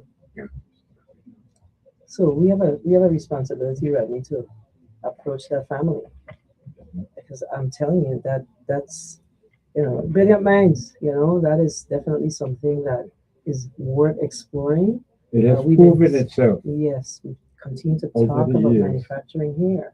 And And all it requires to be packaged Locally made, so that it it, probably costs even less because we don't have to buy it from the States right here, delivered to your store. And we could do that. And that would be cost savings to store. Yeah. Everybody's making money. Absolutely, Yes. absolutely. this is what we thought of, you know, a local Virgin Island business Absolutely. that Absolutely. is iconic, signalizing that I mean it makes us something. And I have to commend the owners. The owners are great individuals. You want to talk to them. They're friendly when you walk in the store. I really have to commend them. They're great individuals. Great. But we still want to keep the truck. Though. Because, We want to keep the truck. The truck that'll come but through. that is just it. Yes. When you talk about employment, because again, I've had an opportunity to look into it because, like I said, it really came to me because of the proposal from Senator Gittens. Mhm. But this is all about just a resolution, you know. And I says, but you know, just to transport the ice cream from where it's made to where it's going to be sold You know, I see there's ice cream trucks here that actually distribute ice cream that is sold in the States, transported here in bulk, Mm-hmm. Mm-hmm. and actually distributed it to the smaller sizes. On all of it takes place. I said, but they would have to do that. They would have to learn how to deal with, this item, and I guess you would learn export how you would export Crucian ice cream to St. Thomas. Oh no, well they're doing it now, you know that. So so we on the weekends in the Fort Christian parking lot, we look forward to getting our Armstrong ice cream. I remember taking my mother there on the Saturday afternoon. She needed with the guava berry ice cream. Yeah, absolutely. So that's something that It's iconic. it is Can't find it no iconic. other places, yeah. Mhm. I agree. Definitely iconic. Definitely iconic. So thank you for that idea. Because I tell you, we I are. gave it a Saturday did it because that's what I thought what I just said. I said, but I've known this since I was a child. Yes. Then I come to find out this was, started out, I think, 1904, something like this, uh, when, when it started. And then I realized, did we just want to give them a resolution? I mean, look at the stuff we do for this company. Like, look at what we did for Diageo. This is the last one I did here. We gave them that.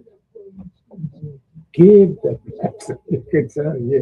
And then now, but that's a whole other thing there we need to talk about too, because I think we could do better than we do with the matching funds.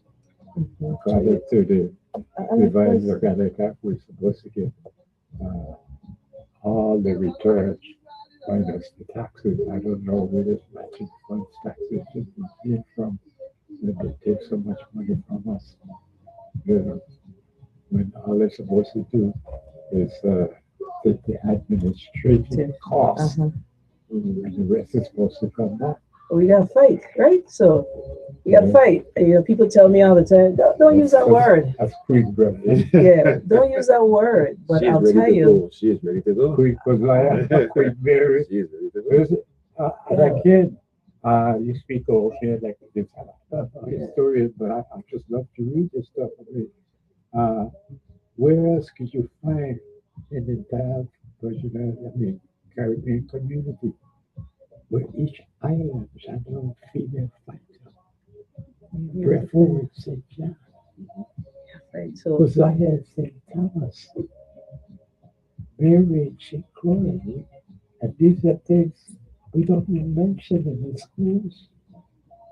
our children have to know, and that's so important that we've been in this fight for a while with regards to ensuring that we really have First Dance history proper in our schools. And I find that many times what I've seen over the years is, well, it appears to be a priority. If you have one person working on it, then the timing is something that needs to happen now.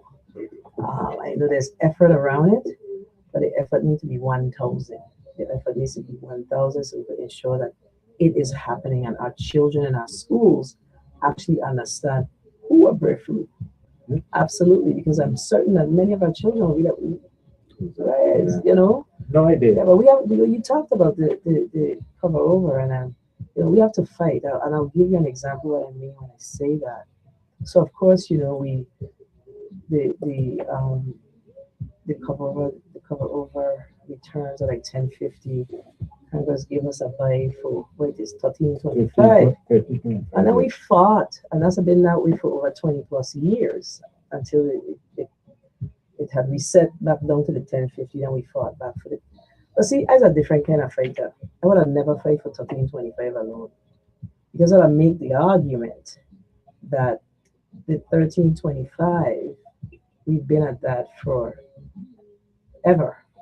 We needed to see a little more because our economy has changed, our needs have changed, and the fight should have been for. You start high and you come down. You give me $1 more. So give me 14.25 and let's negotiate. But we were happy with just getting back what they took. That's not good enough. We have to be a little more intentional and innovative in how we think about what we want for our people. That's what Queen was Yes. said today. Yes, we have to be. The silver money Yes, from one ransom. we can't just be okay with the status quo. This is what they're giving us. So, okay, we're going to fight for what they're going to give us. No, let's fight for more. Let's negotiate. What's wrong with negotiating? You get me? Yeah, we have to show that we have presence, that we have grit. Grit and will is what's necessary to move this territory forward. And absent of that, we can't be passive people. I'll tell you this, Mario. Folks say that I'm aggressive, You need to be. but I'm passionate. That's what it is. So, we could kind of have the imbalance over what it really is. But what do you want? You want people who will fight for you, or people who will tell you the truth? Previously, we had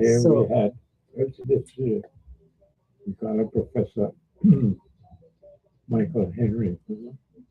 He's a physicist. Crucial. And he's talking about. He's a crucial. Yes, I've been doing my history, and my grandmother's mother, her name was Albertina Henry, a woman right out of St. Croix. Yeah, so I need to meet him. And he's speaking to us about waste to energy and how we so rely on outsiders to tell us we need and again lack of education. But he's a physicist out of St. Croix. And he explains to us the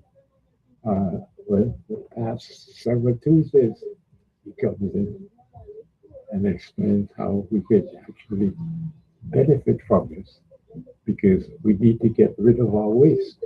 And we always have waste because humans, they just naturally produce waste. Yes. That's exactly what we're talking about. I'm very familiar with Dr. Henry. I worked with him before. Brilliant individual that has a lot of knowledge.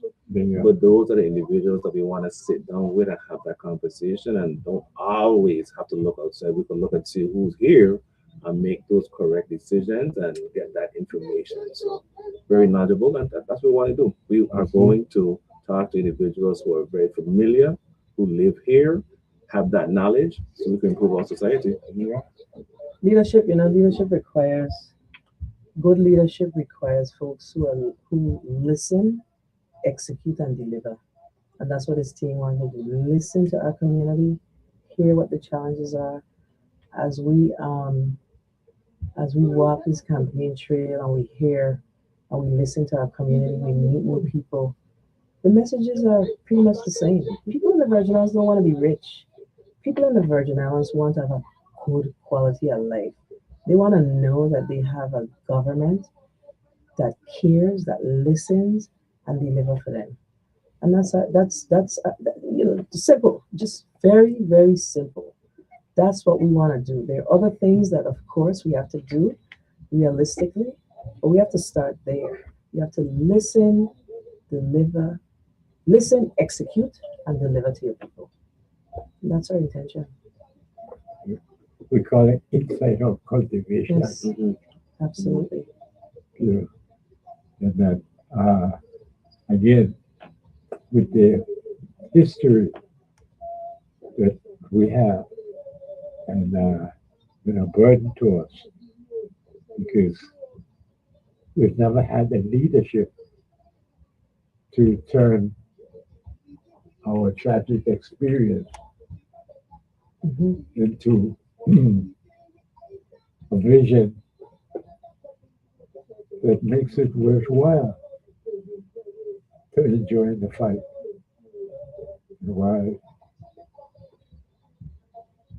You made me think of Keziah because it was not her fault that the value of money had dropped because Santa Ana came from Mexico to all of the silver.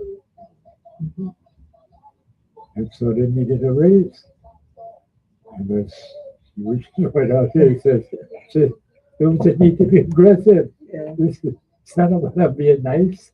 It's about who working for a living. So speaking about that too, we want to talk about just labor and management, and that's an area of concern. Sure. I also serve as the president of our Educational Administrators Association. Yeah. But when I look at how unions are being treated, I'm very concerned. When we look at the process to area concerns, I really don't feel that unions are being heard. Mm. When you look at the number of cases that's pending in the Yeah. Office of Collective Bargaining, Mhm. over 300. So even though you have your collective bargaining agreement and you're filing your grievances, the grievances are not being heard and they're not being heard on time. I agree, but I think if they had a Keziah, the leadership of the unions, it That's might true. be a little different. True, you true know. with that. But I also think that the government needs to be responsive too. That we have a role and responsibility to adhere to that and making sure that we are following through what we agreed upon. Mm.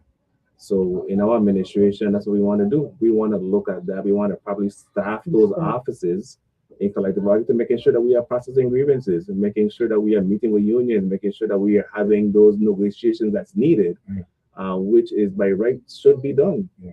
So even though it's not to the point, that's something that we want to work on to make sure that we ensure that individuals are working in safe environments, they're being compensated adequately, and making sure that we respect collective bargaining and unions.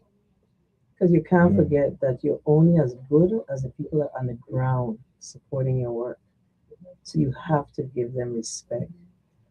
We learned as we've been doing this work that the question is how many contracts are not expired. We learned that the majority of the contracts, union contracts here in the territory are expired. So we are prepared to go back to the table. And a lot of times the question is, well, how are you going to do that? Because right now our finances are upside down, if you will. You have to conduct an assessment. So right out the gate, what's important to us is we want to assess the finances of this territory, of the government of the Virgin Islands, and make some tough decisions about, what the way forward is. And that basically means that as we look across our budget, you know very well that our budget is a projection. The revenues is actually what are determine how we really and truly operate.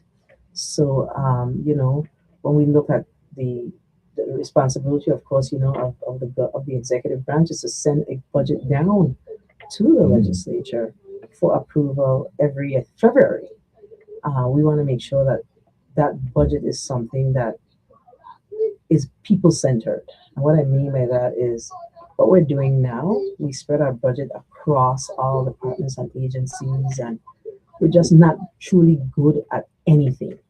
So we want to focus on what the people want and, pool our resources in those areas, care for our seniors, those types of areas, educational support, and pool our resources in those areas to ensure that we are able to meet those demands. And some of those agencies, their budget may not look the same, but what we'll do is ensure that they are able to move in different directions to support the agencies that we are really focusing on to make the Virgin Islands a better place, make the quality of life for our seniors, for our children. We are very interested, Ravi and I talk about it, but what we will do is ensure that we reopen our senior centers in the territory, reopen our youth centers in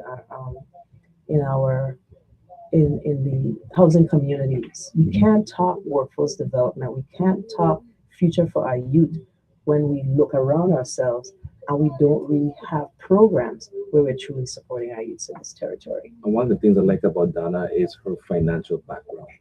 That's something that's needed very much now. Desperately. In terms of small businesses, when we talking to individuals, the payment to small business seems to be lacking at this point.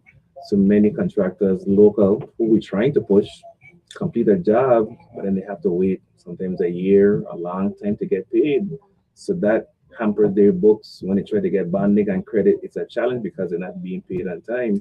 So I know that's something that Dana and I are going to work on to making sure we look at those finances and see how we can make that priority to pay our small businesses. I got time winding down. I wonder if you could maybe give my beloved audience a priority list. If I don't know, top three, top five, top one, or whatever, however you want to do it, but what would you consider to be your priorities as an administration? As you're talking to my beloved audience here, what would be your priorities? Well, of course, people is our priority. Quality of life is our priority. So, when we look at our first 100 days in office, we really want to stay focused on, and we didn't really talk about our energy system here, but we really want to look at strong consideration of our power generation side of our water and power authority, looking at having conversations about the public-private partnership on the revenue on the power generation side of the authority. Two, the assessment of our financials of this territory. Three, in that assessment, assessing how many of our vendors are owed and making a priority as to how we're going to get those vendors paid. Four, ensuring that we are able to address our challenges that we have with lights and roads, low-hanging fruits, pooling our resources towards ensuring that there are accountability systems around our lights and roads. I don't know if you want to add any more, but there's a couple more. So definitely healthcare. Mhm. Healthcare is a major priority. Every time we're talking to individual, that always comes up. Healthcare, the status. I know here on St. Croix, I'm telling you. it's desperate here at St. Croix. The street of healthcare is what do we have? Yeah. So also the number of individuals that have to be airlifted unexpectedly. Mhm. As a family, it costs you a lot of money to go and get prepared, to go and travel, find some place to stay, food. So if we can help that system a lot more so our residents can stay here and the family can support them, that's a very, very, very high priority on our list, making sure that's done. And for sure, we know that Juan Louis Hospital in this district in particular, it has to become a priority. We have to fast track the rebuild of Juan Louis. We have to grow doctors in our territory. When I look at other countries, they put their money where their mouth is, Scholarships. and they provide scholarships for their young people to go off and become doctors. These are the things that we have to do. We have to become centered on our people. Workforce development for us is important. We are in the middle of rebuilding the territory, lots of construction. We have not prepared our youth from a workforce development perspective. So we can't sit behind our desks and talk about, providing training for young people to become carpenters and hospitality folks and business leaders, etc. What we have to do is go under the trees, the almond tree them, and talk to them and say, listen, this is what's available. We want you to come with us. We need some foot soldiers on the ground to support this work. We cannot do this work in our cozy government offices. We have to get out in the field and get this work done. But let me also add too is that we need to provide the training also. I think we need to do partnership with those companies. This is what you need. Partner with us. Provide the training. So when you graduate, you're certified, you have a certificate, and you can go straight to work. I think we should be doing those avenues right now to get everyone ready when those job opportunities come available to everyone. And there's nothing new under the sun. I'm glad you brought it up because I actually moved the legislation for that workforce development. And Rodney's a principal, and he's not aware that legislation is on the books where, the high schools will engage with businesses. The students will go out and get the hands-on training, and those businesses can get tax credits. That is a law in the Virgin Islands currently. That's another reason why we're running, because as I served in the legislature, I realized that there's a lot of good work that has happened in the Senate, but implementation of the legislation, implementation of the work that has been done, what has been signed into law, we're not seeing it. We have to see progress. So there's a lot of good things that has occurred, but we have to bring it to our people. That's So when you important said to that, us. that inside the cultivation, there's no other way we could get it done. Yes. We have to get it done that way. Because from my reading, the proficiency rating for our grade schools, with 3 grades behind. And it tells me that just about all of our graduates just going to UVI, they have to get remedial courses because they're not 12th grade graduates in terms of their proficiency. And it's that bad, and that's where the inside of cultivation comes in, because we need to spend time in cultivating our young. Investing in them. Yes. Absolutely. We can't talk about it anymore. You have to show the proof they're being put in. Yeah. Where there's clear effort, clear programs, and clear responsibility of leadership to ensure that they're executing. Yes. Well, again, it's for my beloved audience to decide, and they will. Is it worth the while? Because from our discussion, we want leadership. We want an administration to lead us somewhere. We've been served for too long. But we want to do it with our people. Our people need to have a voice. They need to be Right. part of this process. Cannot Right. exclude them. Your very campaign tells us that you're here because you want to lead, Yes. and that's what we want. That's why we asked you to prioritize for us, Yes. and you did very effectively. What are your priorities? Because that's what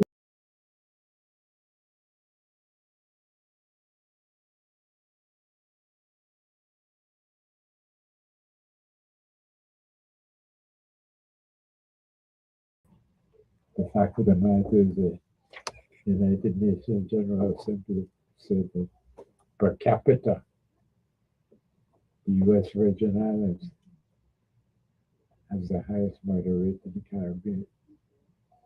I wish we had more time so we could talk about that too.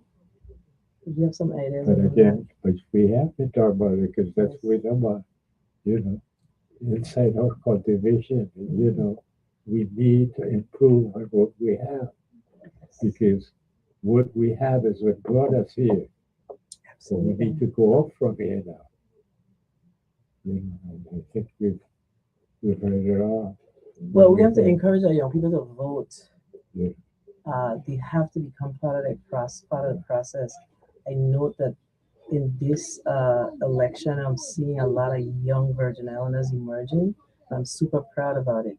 They have to encourage their friends to go out and vote.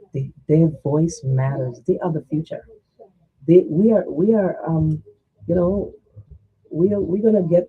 getting to the senior citizen status just now. So we have to make sure that we make way for them, but we got to ensure that they're prepared. They have to be part of this process. And we have to include them, not by talking about it, but by showing that we are serious about including our young Virgin Islanders in this process. They matter. You're taking the lead. Yes. You said it. And again, the last word is yours. But we want to see you take the lead of this inside out cultivation as to what is healthcare, education, or the likes of packaging. Economic development. Economic development. Everybody must eat. All of us gotta eat. That's what matters. So, Rodney and I are ready and prepared to serve our people. We have not taken this responsibility lightly. We did not decide to do this in a very casual manner. This is a very serious matter because we take our people seriously. So, the primary is coming up soon. And August 1 is, I think, early voting starts on July 20th. We're going to ask people to examine us, examine Rodney and I, examine us based on what we're saying, what we've done in this community, and who we are. We are people of this soil, and we want to see progress for this place. Most definitely. And you talk about leaders, I think if you look at both our careers, we have led in our respective areas, pushing forward, and we want to continue to do that. We don't have any place to go.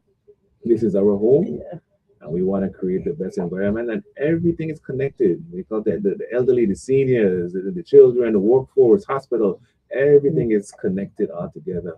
But at the end of the day, we want to provide for our community, and we want to lead in order to get that done.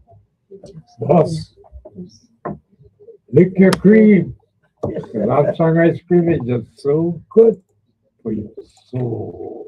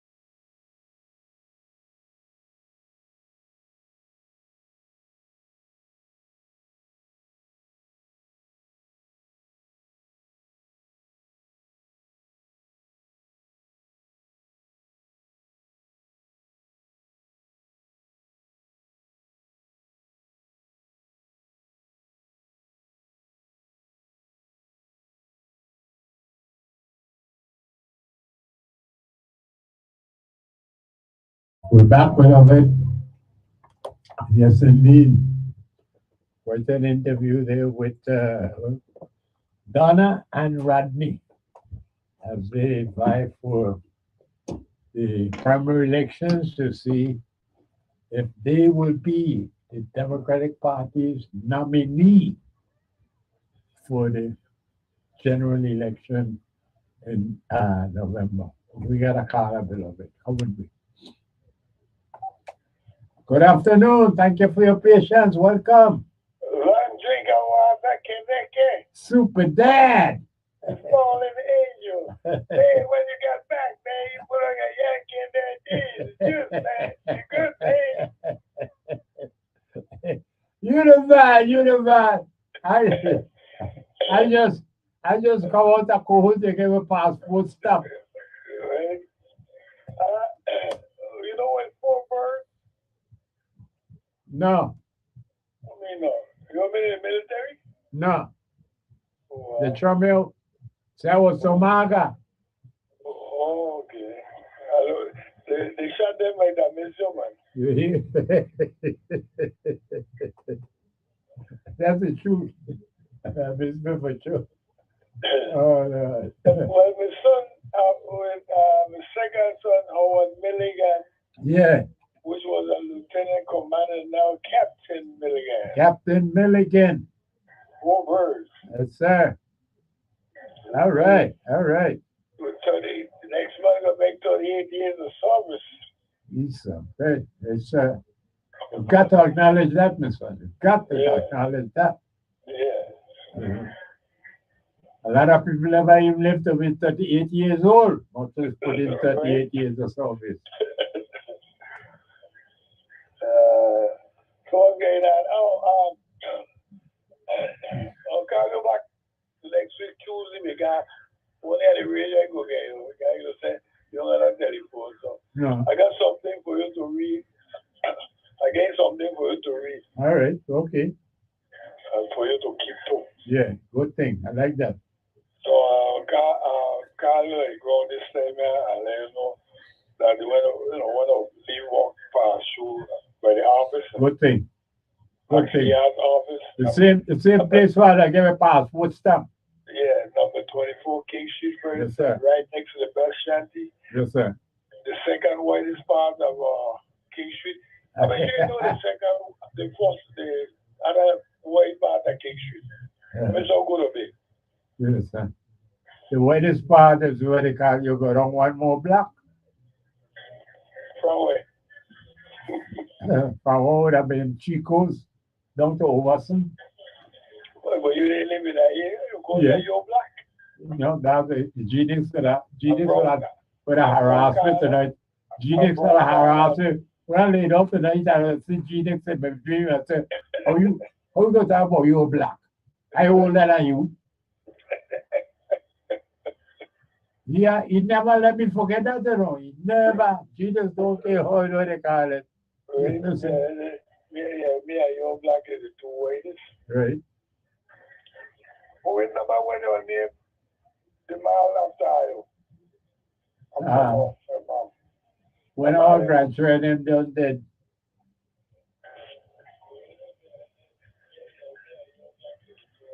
That's how they does do with your son. So that they full of crap. They were Slater. Yeah. And they enjoying the ladies' beauty. That's my you go. Super daddy or something. Nobody talking the truth. I mean, they're making money out of that man. No? Yeah. There should be a shame to not think it, man. Right. And that's why I'm asking about. Only the thing you said it. I ain't saying that. It's not the radio station. Right. But mind you guys don't mess with his legacy. Yeah, he got legacy, you went for legacy. Ah, Super daddy will give me in trouble now. Anyway, so I get contact with you, man. Okay, yeah, man. Anytime by you, that's what I know. Wait until the big guns come in. I've been listening. If anything, I might call back All right, good thing. later. Yes, sir. Yeah. So yeah, beloved. There we are, and matter of fact, yeah, We are now less than 15 minutes away from our crucial history question for the day. And we've had, well, started out with Professor Michael Henry, a physicist, and then we went to Donna and Rodney. That's Donna Fred Gregory and Rodney Moorhead. They are Democratic candidates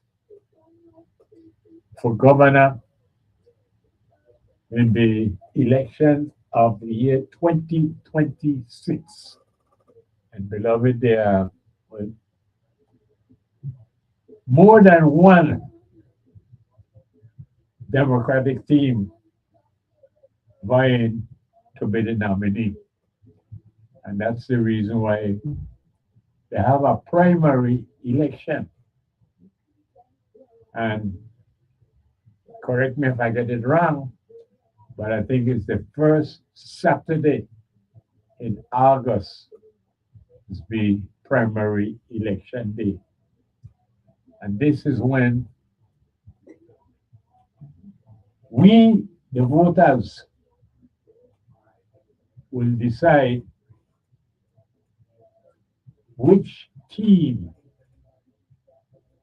will survive the primaries to become the nominees, the Democratic Party's nominee for governor of the Virgin Islands. And I think they would still have, well,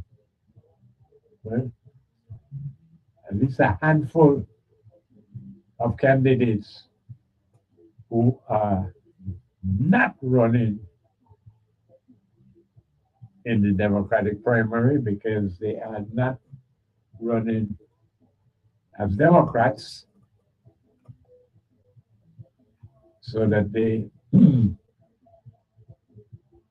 they will be the candidates that the Democratic victor will have to face for November. So we shall see, because we have not heard from the team of Donna and Rodney. And beloved, it is for you, well, I should do it more correctly, it is for us, because I am also a voter. It is for us to decide how this thing gonna go. And beloved, we have between now and the first Saturday in August. I don't know what day of the week that falls in. No, what day of the month I should say, because then it's the first Saturday in August. So it is that first weekend we shall see what we shall see. But soon enough, we are going to find out, beloved. But it promises to be quite an interesting year in politics here in the Virgin Islands. Quite a few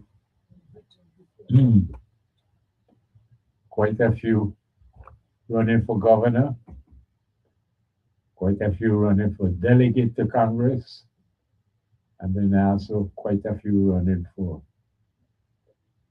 the Senate. So we shall see what we shall see. Good afternoon to you. Pleasant good afternoon. Very And- interesting indeed.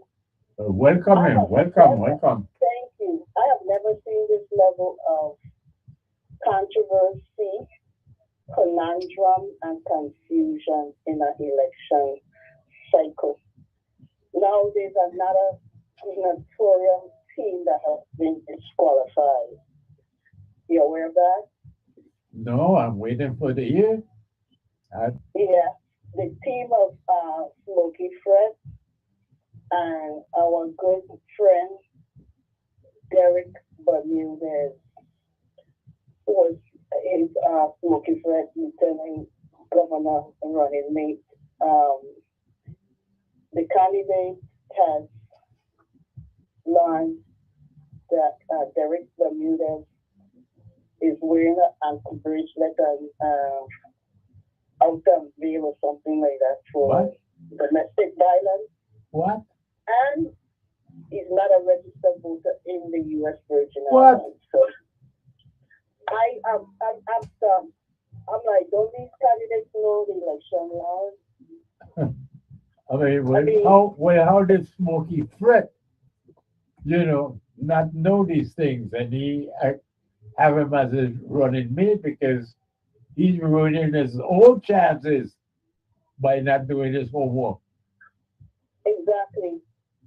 And I think that's the key here, preparation.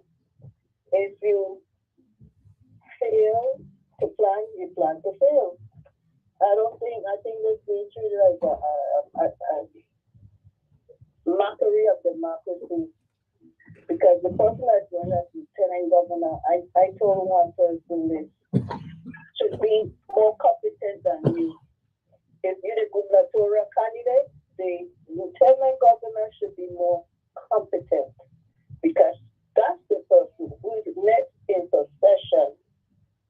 Should the governor become incapacitated or deceased?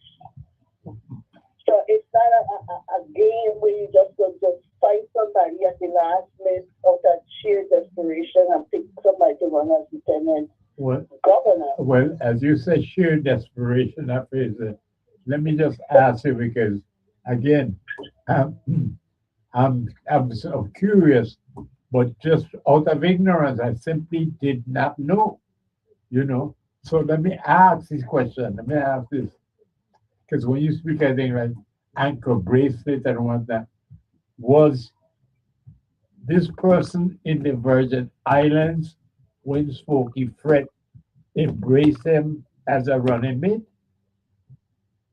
According to the WTJX news article, he came down for this moment, but he's on bail and wearing an ankle bracelet. So my understanding is you have to collect 125 signatures from each district, and you would expect the lieutenant governor candidate to be responsible for collection of signatures from the island where they are to be registered. They are supposed to be Smokey registered. Fred being in the St. Thomas Indian district, you would think that Derek But Bermudez would would have be been St. Croix. collect signature. He would have been here physically. So when they file simultaneously, my understanding. But I will have to get more details of how this new thing story unfolded because we heard of one gubernatorial team disqualified because the person who was to be the running mate said that he didn't give consent. So, I mean, some fraudulent to me. And never heard about anybody getting charged with election fraud. But appears like what I'm seeing is seem to be election fraud. I mean, how could you not know the laws if you're running? And we say ignorance of the law is not an excuse for violating it. So I don't know what's going to happen. I think we need to definitely have an elected attorney general, because the attorney general appears to be the governor's. This is general. This is not in particular this administration. The attorney general seems to be the attorney for the governor, and I think those two. I don't think the attorney general should be part of a governor's cabinet. I see a conflict of interest there. So, because the attorney general serves at the whim or the pleasure of the governor, and it should be you working on behalf of the people and should be held accountable. And so, again, I know some people will say we kind of hear about constitution, but are we going to remain in this quagmire? When are we going to have a constitution that replaces the revised Organic Act of 1954? It will be a step. It will be a step forward on the path of self-determination. Well, again, you seem to be much more updated than I am, because you seem to be suggesting that the sixth constitutional convention is already a failure. I'm suggesting that at this point, with all the things about crime and all this, like all the candidates are well versed in the issues affecting us. They regurgitating the same thing over and over. Crime, Okay. the educational system, the healthcare system, WAPA, GRN, the usual. All right. Well, So I'm saying I have not been hearing anything coming from the Sixth Constitutional Convention. okay, I hear you. And unfortunately, we are out of time because we're at the bottom of the hour, Yes. and you know very I'm well. looking forward to hearing the history questions, so I'm paying attention. Who knows? You might get some more ice cream today. Well, I might. I will see. Be confident. Be confident. Okay. Thank you. All righty. And beloved, yes, it's time for our break, because when we come back, we're talking about the crucial history question. So lick your cream, because some ice cream is just so good for your soul.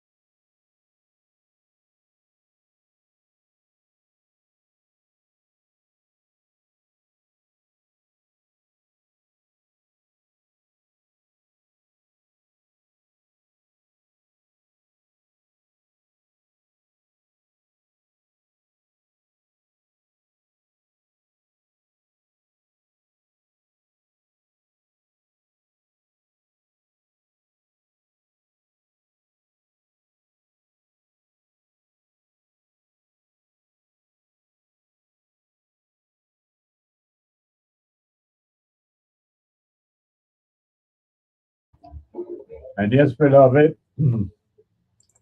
it is, as they say in the map, 3.5. In Puerto Rico, they say 3.5. In St. Croix, we say 3:30. And it is time for Crucian history question. And let me give the big up to Lady that's called the General. That's beautiful, Aisha, because this whole thing was our idea. And I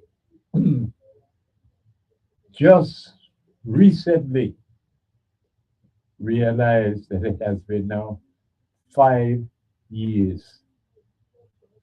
It's beloved. 5 years that we've been doing this Crucian history question. And it's very popular. And it speaks to how much history we have in this 84 square mile island because, beloved, I long ago learned you can't just open a book and pick up anything if you find interesting to make a Crucian history question. Because, beloved, whether you know it or not, you will soon realize that the internet will always defeat you. If you don't keep the internet in mind when you're looking for the material to use for your Crucian history question, well, you are actually defeating the fun, the excitement, the anxiety of trying to come up with an answer. So yes, when I'm trying to decide on a question to use as the Crucian history question, I usually try to bear that in mind. Could this information be found on the internet? And beloved, you would be surprised. You would be surprised as how much is available on the internet and how easily your question could be answered by someone who, well, knows how to go about using the internet. So, with that in mind, let us ask you the Crucian history question for today. Beloved, it's plain and simple. This is the question. Who was the assassin of General Bodo? Plain and simple. Give me the name of General Bodo's assassin. Now, I don't think you'll find it on the internet, but it's something we have spoken about here more than once.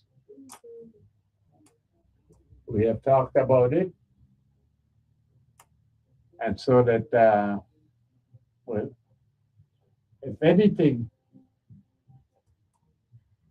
it's more as to whether or not you can recall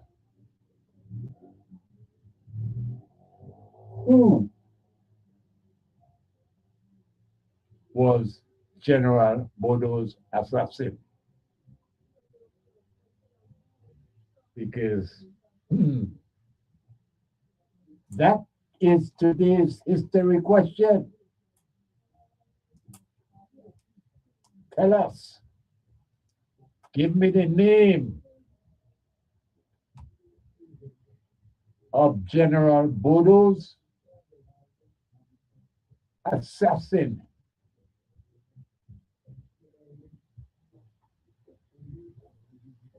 Look to me like I did good. You can't find it on the internet. And you're probably searching, doing your best to come up with the name of General Bodo's assassin. And beloved, like I said, it's not new to you. It might be new to, well, a whole heap of people. But if you are a devoted and loyal member of our beloved audience, you have heard the name, you have heard us talk about it, and yes, you know who was General Bodo's assassin. But as no phone calls are coming in, I can already see that I did pretty okay in that it is not information you're going to find on the internet. You need to remember from being a member of our beloved audience. We get the first call, and let us see, beloved, let us see if you will tell us who was General Bodo's assassin. Ooh. Good afternoon to you. Hey, good afternoon. Tell me about it. Let me try, buddy. I think it was Captain Ominga. You think it was Captain Omega? Why you say that?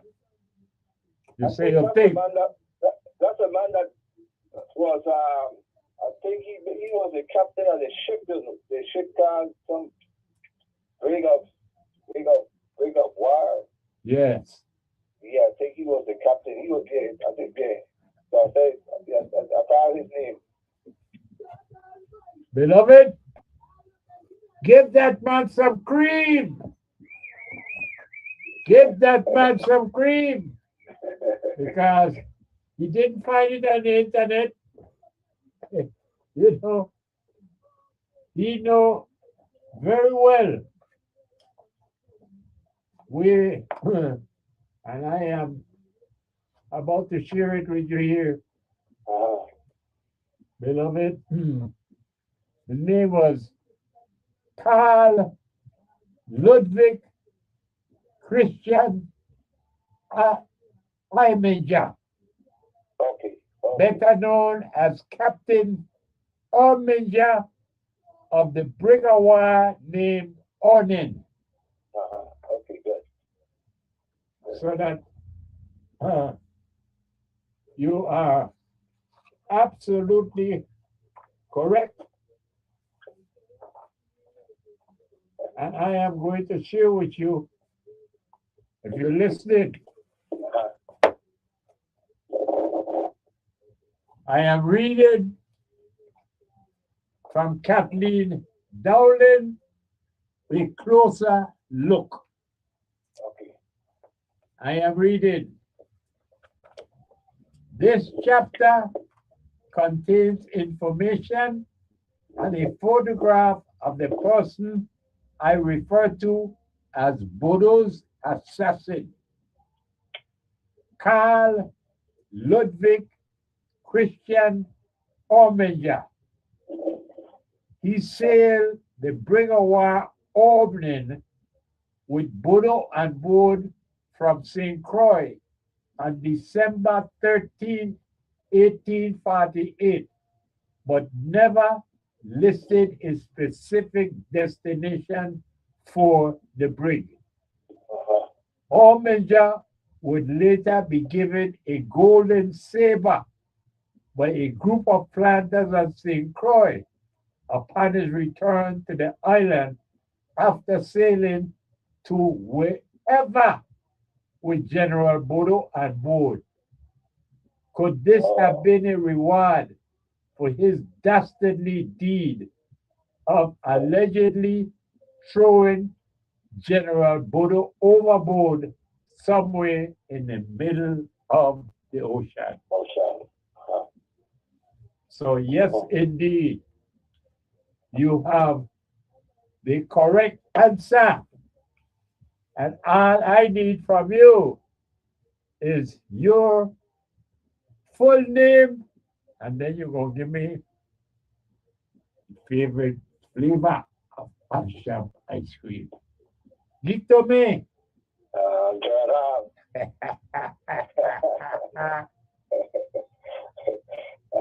me see. I had the lemongrass for So we try lemongrass. Yeah, Lucha lemongrass. Beloved, you go with the lemongrass, my son. Yeah. And all I can tell you is don't stop, because you're doing good by keeping up with your reading. And who knows, maybe we'll hire you to teach some of the history to our students in school here, because Lord, I read the judge. It needed. Desperately needed. Such rich history that we have here, and we don't even expose our best students to it. It's a shame. It's a shame. You know. But big man, congratulations to you. Beloved, his name is Gerald Hall, and he wants some lemongrass from Amsam Ice Cream. And I say, congratulations to you. Congratulations. All righty. So what you say, beloved? What do you say? Captain Orminger, the assassin of General Bodo. Good afternoon to you. Yeah, Mario, good afternoon to you. I was thinking I was going to hear your voice, you know, because you got a memory like a bank safe. What going there don't come out? I forget. You know what I was going to tell you when I didn't get you. Wow. I was going to tell you about Captain. I forget the man name, Mario. Slip it, man. Orminger, Captain Orminger. You understand? And Gerald Hall forced you. He remember good. He remember good. Because you remember the name. Very good. I was taxing my brain. I was saying, what's that name? I was going to tell you about Captain. Right? But you see, what makes me proud though is like, with our beloved audience, you know, despite what they refuse to teach us in school, we are learning more and more about our own history, and I like that. I like that. I like that. You know? Let me put this back in the mind. Now, what's his name? Harmon Jack? No, is OIR. Harmon Jack. Minja. IRMINGER.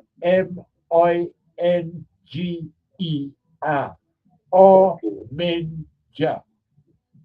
Captain Minja, and it was a brig of war. And Captain Dowling got a picture of it in the book, and the captain is a brig of war named Ornen. ORNEN. ORNEN. Is it? And that's the way. But that's why I say, like, we know, because we talk about these things here, and when we're talking about Captain book, this is the first one, because there was two books that she come out with. This was the first one, you know, and she had it there about Captain Ominja. The good for nothing. The boy, man. He might not walking good deck. Yes, indeed. Yeah, man. Good thing, man. Yeah, man. Whatever they call it. We can't leave it alone, and that's why I always give the praises to beautiful Aisha, because, you know, despite who so what, you know, it was her idea, and, you know, I didn't give it up the thought at first, you know, and we've been doing it. But when I realized that it's 5 years we're doing this now, no. 5 years we're doing this. Every Tuesday. I want to win. I have a quad.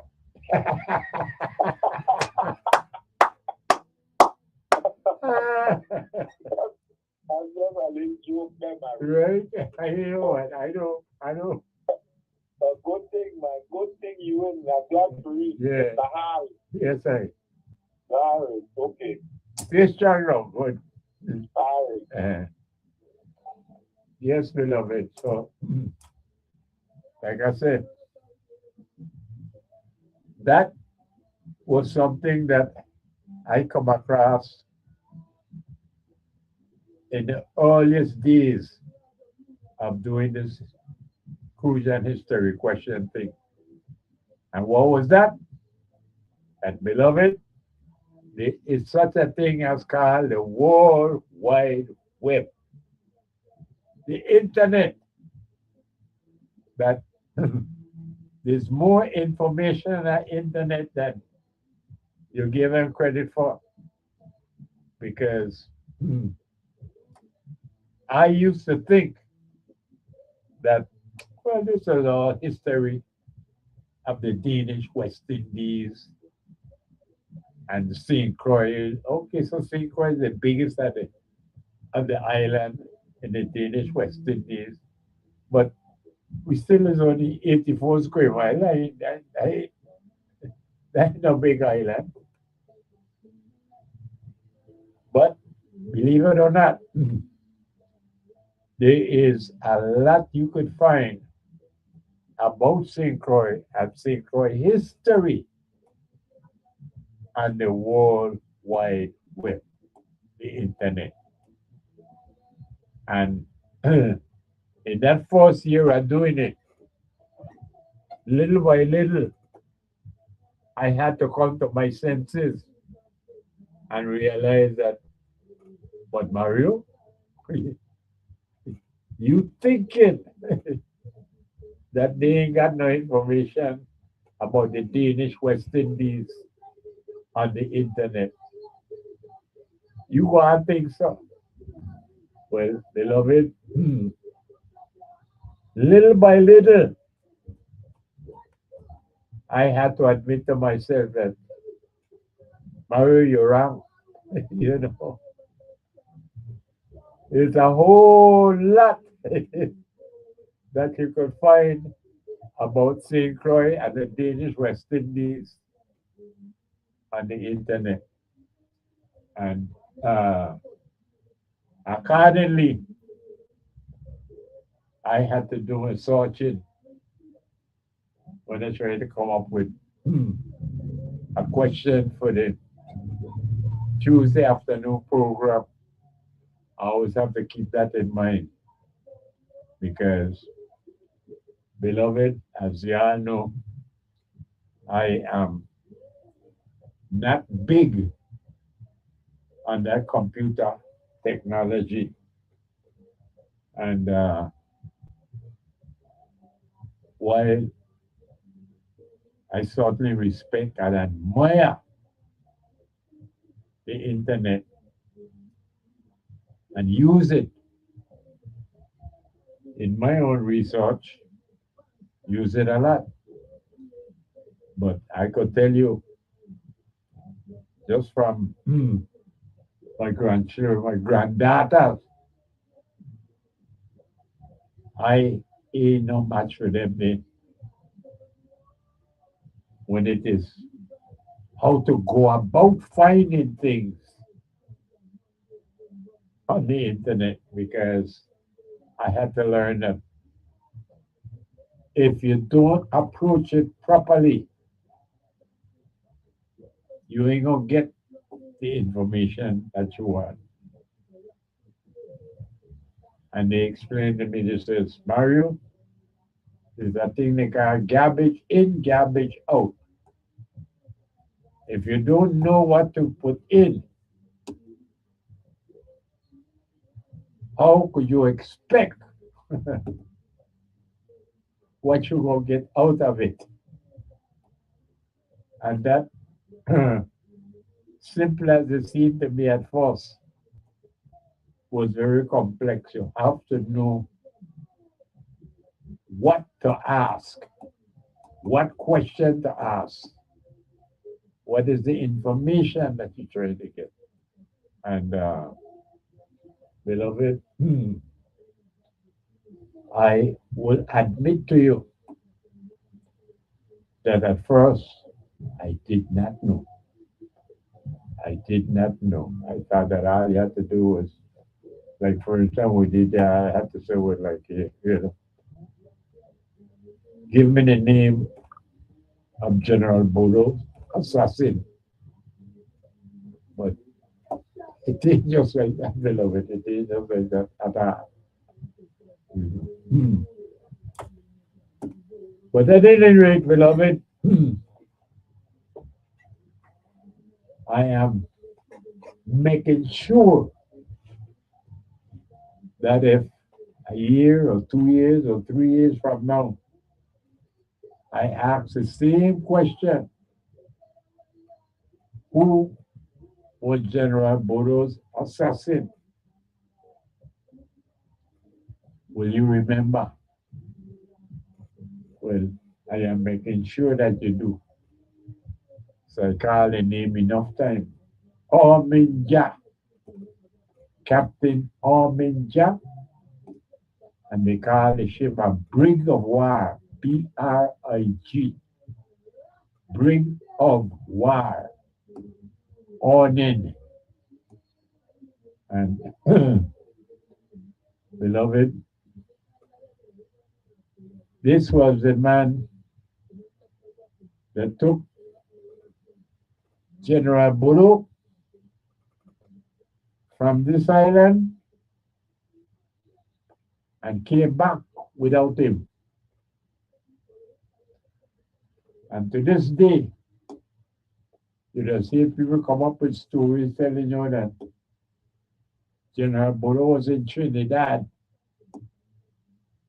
General Bodo was in Grenada. No. This is New York. General Bodo was in New York City. Well, beloved,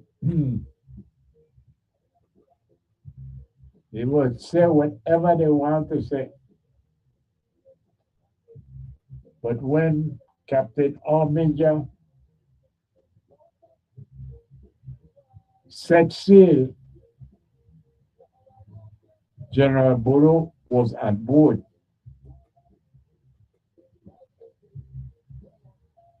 And here is the proof of the pudding. When Captain Almeida and the Brigadier Ornan returned to St. Croix, there was no General Bulo.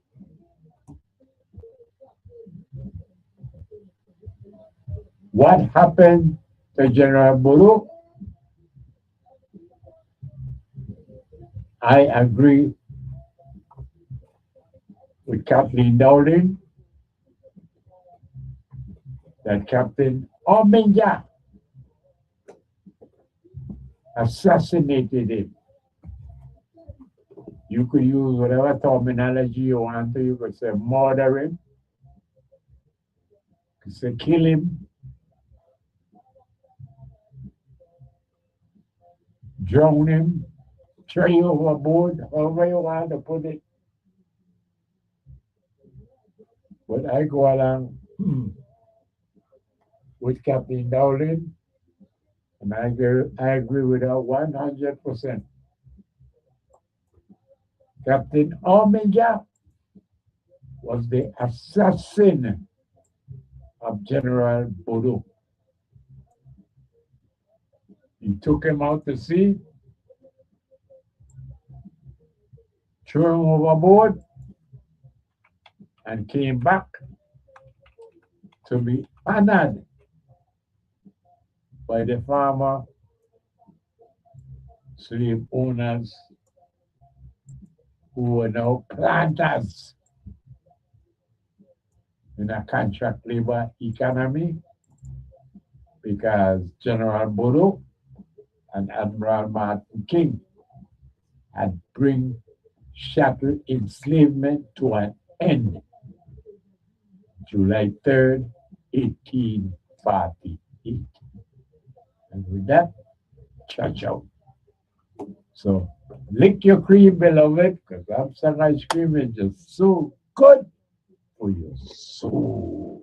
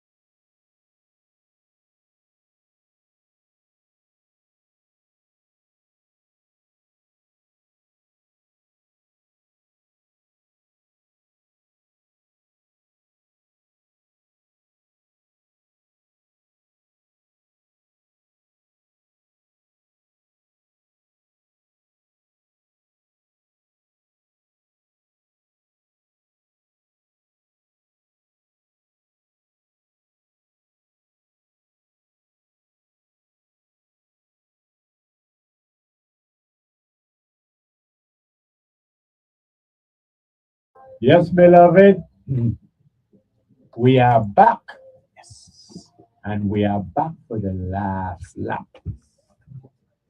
So we invite you to give it your last lick. Because, beloved, I am going to talk a little bit about our inside out cultivation. Beloved, you heard it. I heard it. The question is, what is going to be done about it? What do we expect? What do we anticipate?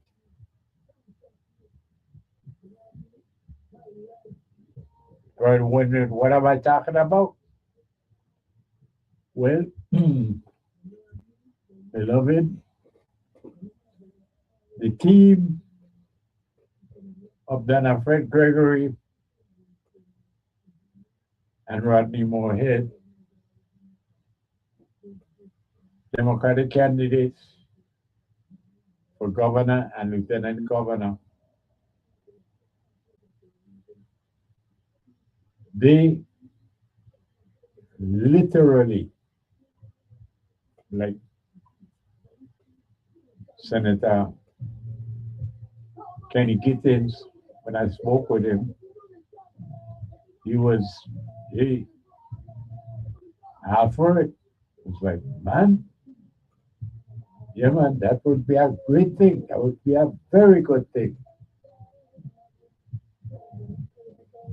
If you could package Armstrong ice cream and have it sold wherever ice cream is sold there in St. Croix.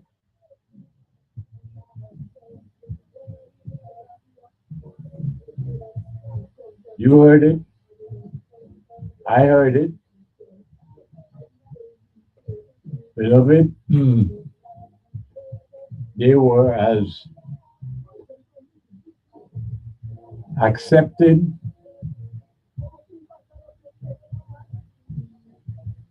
as Senator Gittins was. Great idea. That would be a good thing to package Armstrong ice cream. Well, beloved,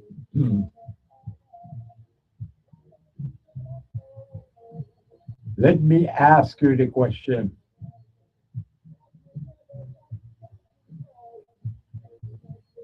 If you are prepared to give me an answer. The question is, do you think anything will come of it?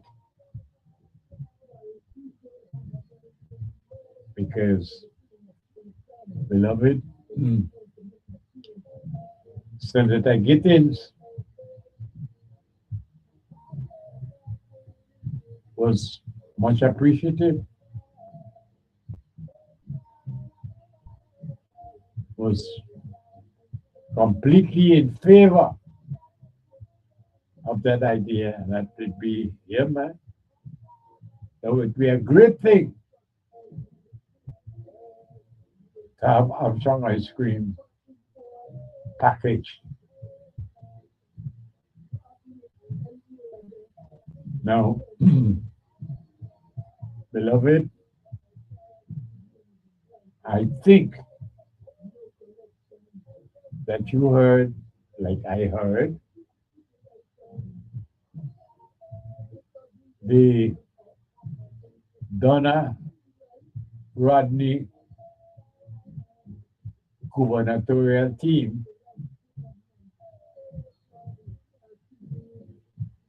were very much in favor of having such a thing as packaging for Armstrong ice cream. Well, I don't want to make a big thing out of it as much as I have embraced it and spoken about it whenever the opportunity came about. Right now, I just don't comprehend. Let's put it that way. I just don't comprehend why it is so difficult for us to see the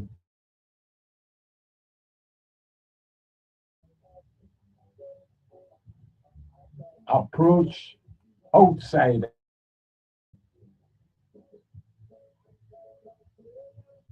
as how we approach ourselves. Beloved, I mentioned Diageo, but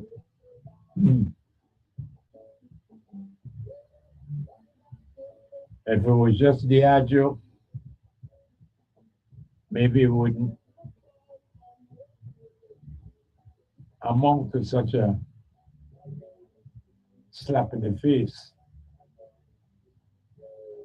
But beloved, as I mentioned, there was Harvey Alumina,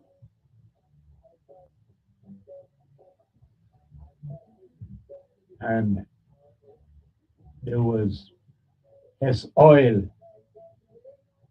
before there was Captain Morgan. And and these outsiders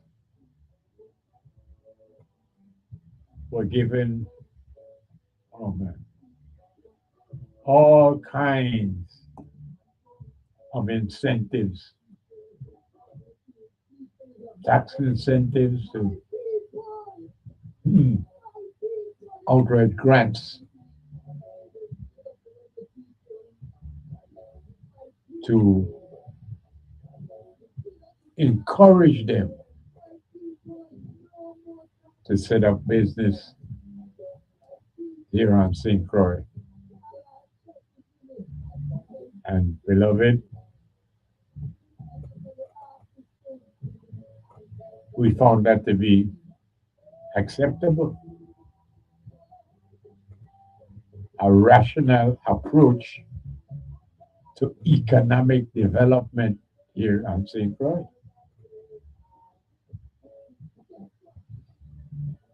The issue with me is, why does it apply when it comes to a local business? Like in this case, Armstrong Ice Cream.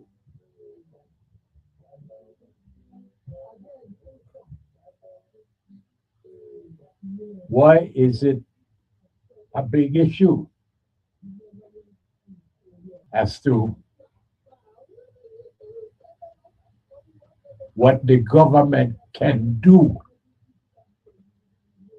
to help Armstrong Ice Cream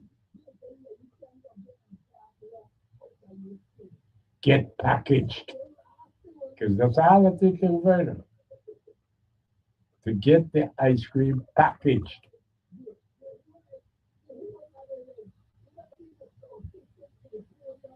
And beloved, I don't think we'll have any argument that if Armstrong Ice Cream was packaged and sold here at St. Croix, in all the places where ice cream is sold, from the biggest supermarket to the smallest gas station, All of these places sell ice cream today.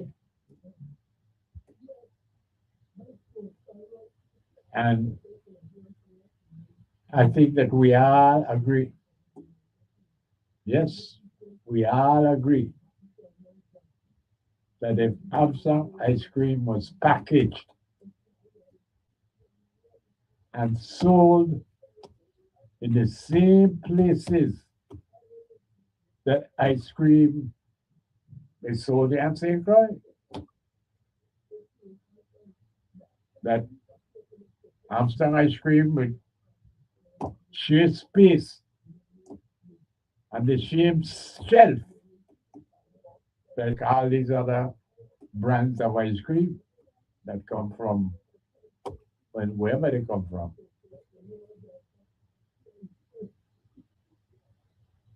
Beloved, everybody completely agrees that hey, overnight, overnight, yes, Armstrong ice cream will outsell every one of them ice cream. And I think you all agree. If you could get Armstrong ice cream, the same where I got ice cream, Armstrong will outsell all of them, but yet it's a problem. Good afternoon. Angel, Hey, talk to me. I'm sure we have to go say for a couple of years and then put on a weight suit and come back. For you here, see, super dad, you, I know, you, you know what radio station I don't been on already. You Hey, got this radio station the Doc James bring me on way back. the thing about, in case that thing walk out, right? Yeah, With the packaging, we have to put on the bicycle with the little thing in the back. But I even a cup of it. I was saying, I've been a good. you hear that? You know, your car after I shove in the place. That was a rally bicycle. Yeah. So, no, I think that was my mule.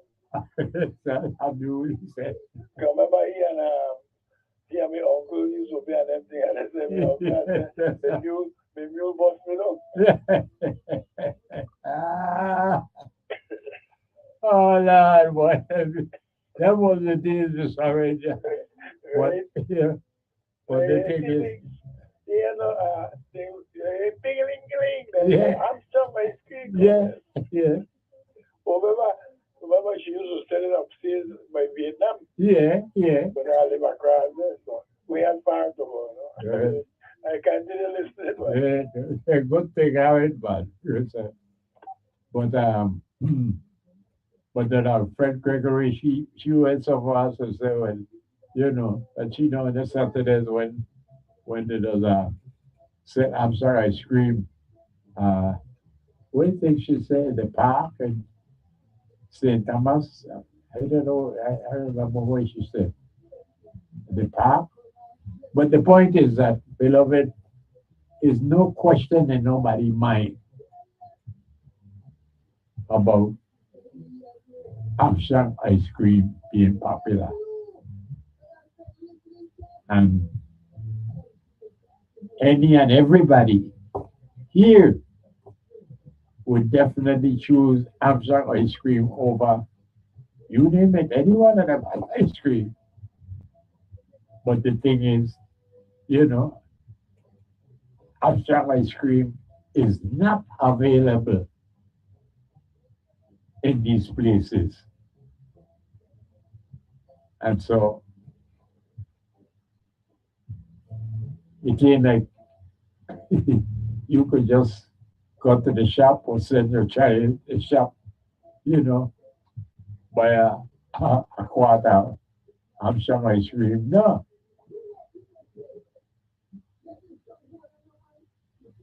If you ain't get it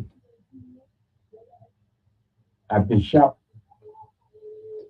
down by the Campo Rico Shanty, You ain't gonna get it. Although they always got a van, you know. But that is on Saturdays on my son here.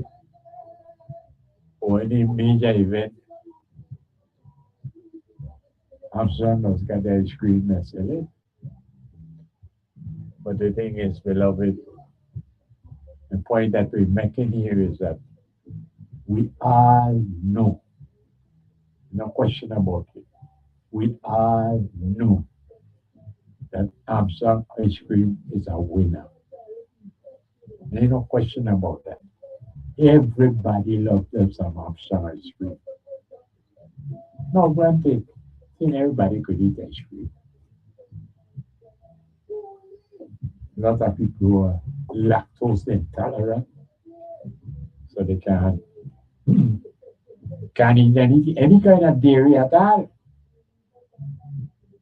Problem with the stomach, that's what they call it, lactose intolerant. Then you have the other kind. You got people just they got sugar, and they got to stay away from the sweet, stay away from the sugar, and so you have people that, as much as they would want to, they have to stay away from Armstrong ice cream because they had problems. But beloved, besides the head problem, there is nothing stopping Armstrong ice cream from being a success. Yeah, you're right. That's the one thing. That is the one thing, beloved. You say, what is that? That's what we're talking about. The packaging. If Armstrong ice cream could be packaged, ain't no stopping it. Whether here in St. Croix, St. Thomas or St. John. And the point is, once you get it packaged and you start selling it here in St. Croix, how long do you think it can be before Armstrong get big enough that they have to locate, some kind of facility at St. Thomas to produce the ice cream that they would need for, well, all the same, just like I'm saying, right? Because that's the aim. Whenever you sell ice cream at St. Croix, you want to have Armstrong ice cream there. Well, that would be good. Once you get that, then you say, whenever ice cream is sold at St. Thomas or St. John, that is the answer. Armstrong ice cream need to be sold there. And beloved, you can't stop it.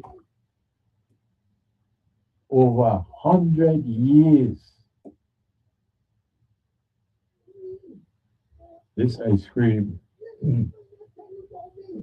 has been, well, standing on its own.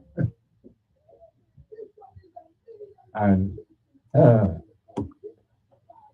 I can tell you is that, beloved, I certainly hope that by the time the swearing, the 37th, the 36th legislature, in January there'll be swearing in the 37th legislature. Well, all I could do is hope that 37th legislature will see their way to come up with a plan to package Armstrong ice cream. Plain and simple. That's it. And that's a win for everybody. You can't go wrong with it. Don't care how you look at it, you can't go wrong. And so the question is just like, so why is it a problem? Me no. I really thought that Senator Gittins would pick up on it, and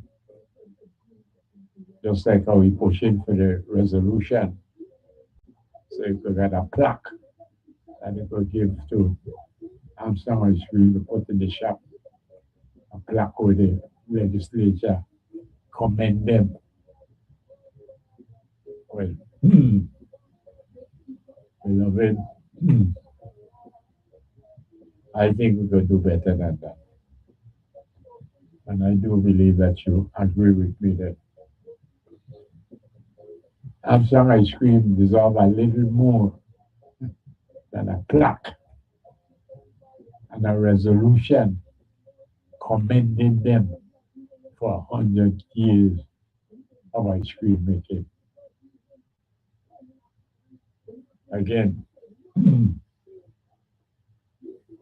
all I'm seeing is a venture, a business that will do good for all of us, the entire Virgin Islands.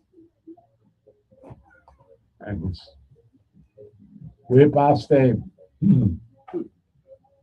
that we do what we need to do,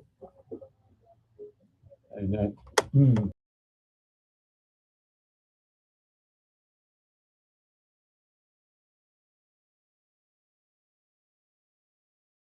up with the reason, if there is a reason. I can't find it. Can't come up with the reason why it is that it's a problem for the legislature to come up with a plan to package Armstrong Ice Cream. That's how we're talking about. That's it. So I am not going to hold the foot to the fire, as I said, no. But let us see, because we expected that Senator Gittins would do something, but nothing. Well, let us see if Donna Fred Gregory and Rodney Moorhead, if their gubernatorial team would do a little something to help us out. But beloved, that's how we come to the end of another Tuesday afternoon of information and enlightenment here. And so, as I always said to you, lick your cream, beloved, because Armstrong Ice Cream is just so good for your soul. Just don't you ever dare forget that there is no basket too big that we can't full up.